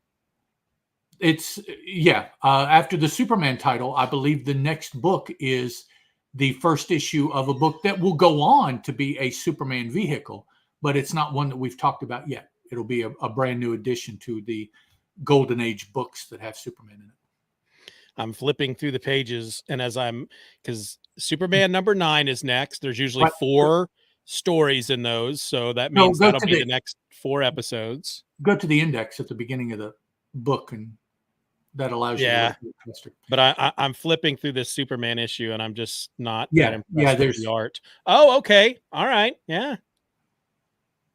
Looking forward to that. Yep, that's something new. And as a hint, I believe that that first issue of that book is the only issue of that book titled that. I believe the next time the book appears, it's under a different title.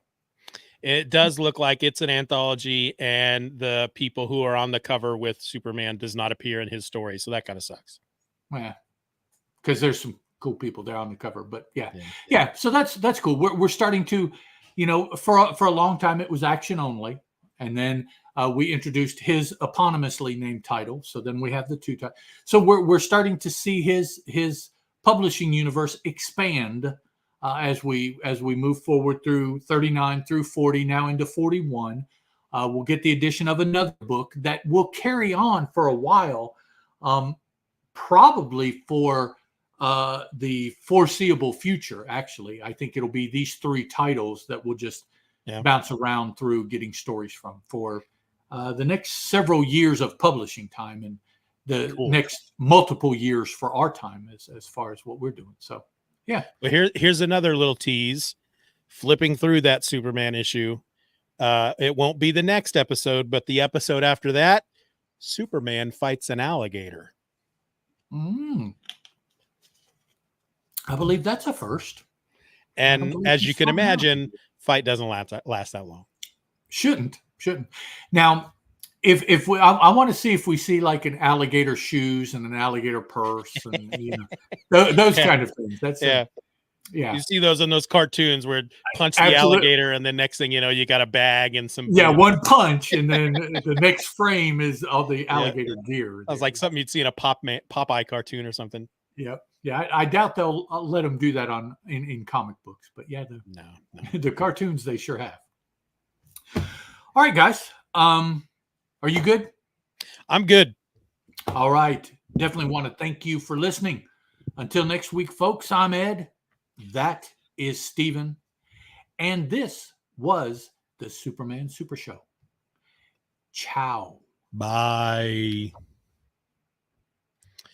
All right. Stop this recording and save it. I don't know what's been going on with my microphone recently, but I was doing some recording last night, and it's like everything was just being recorded at such a high volume. It was driving me crazy. And now it's not. I don't know. Okay, so this is 68. Now, how did I get these to you? I think they're going to be too big to attach to an email.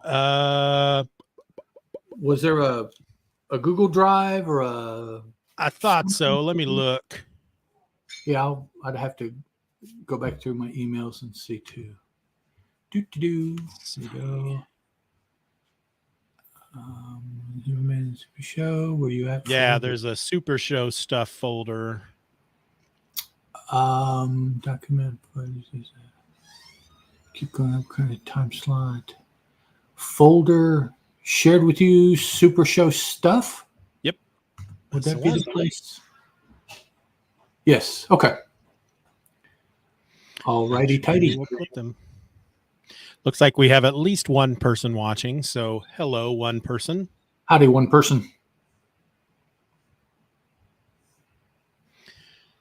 All right. I say we wrap up the live stream. I have not eaten yet this morning. I typically don't right away in the morning.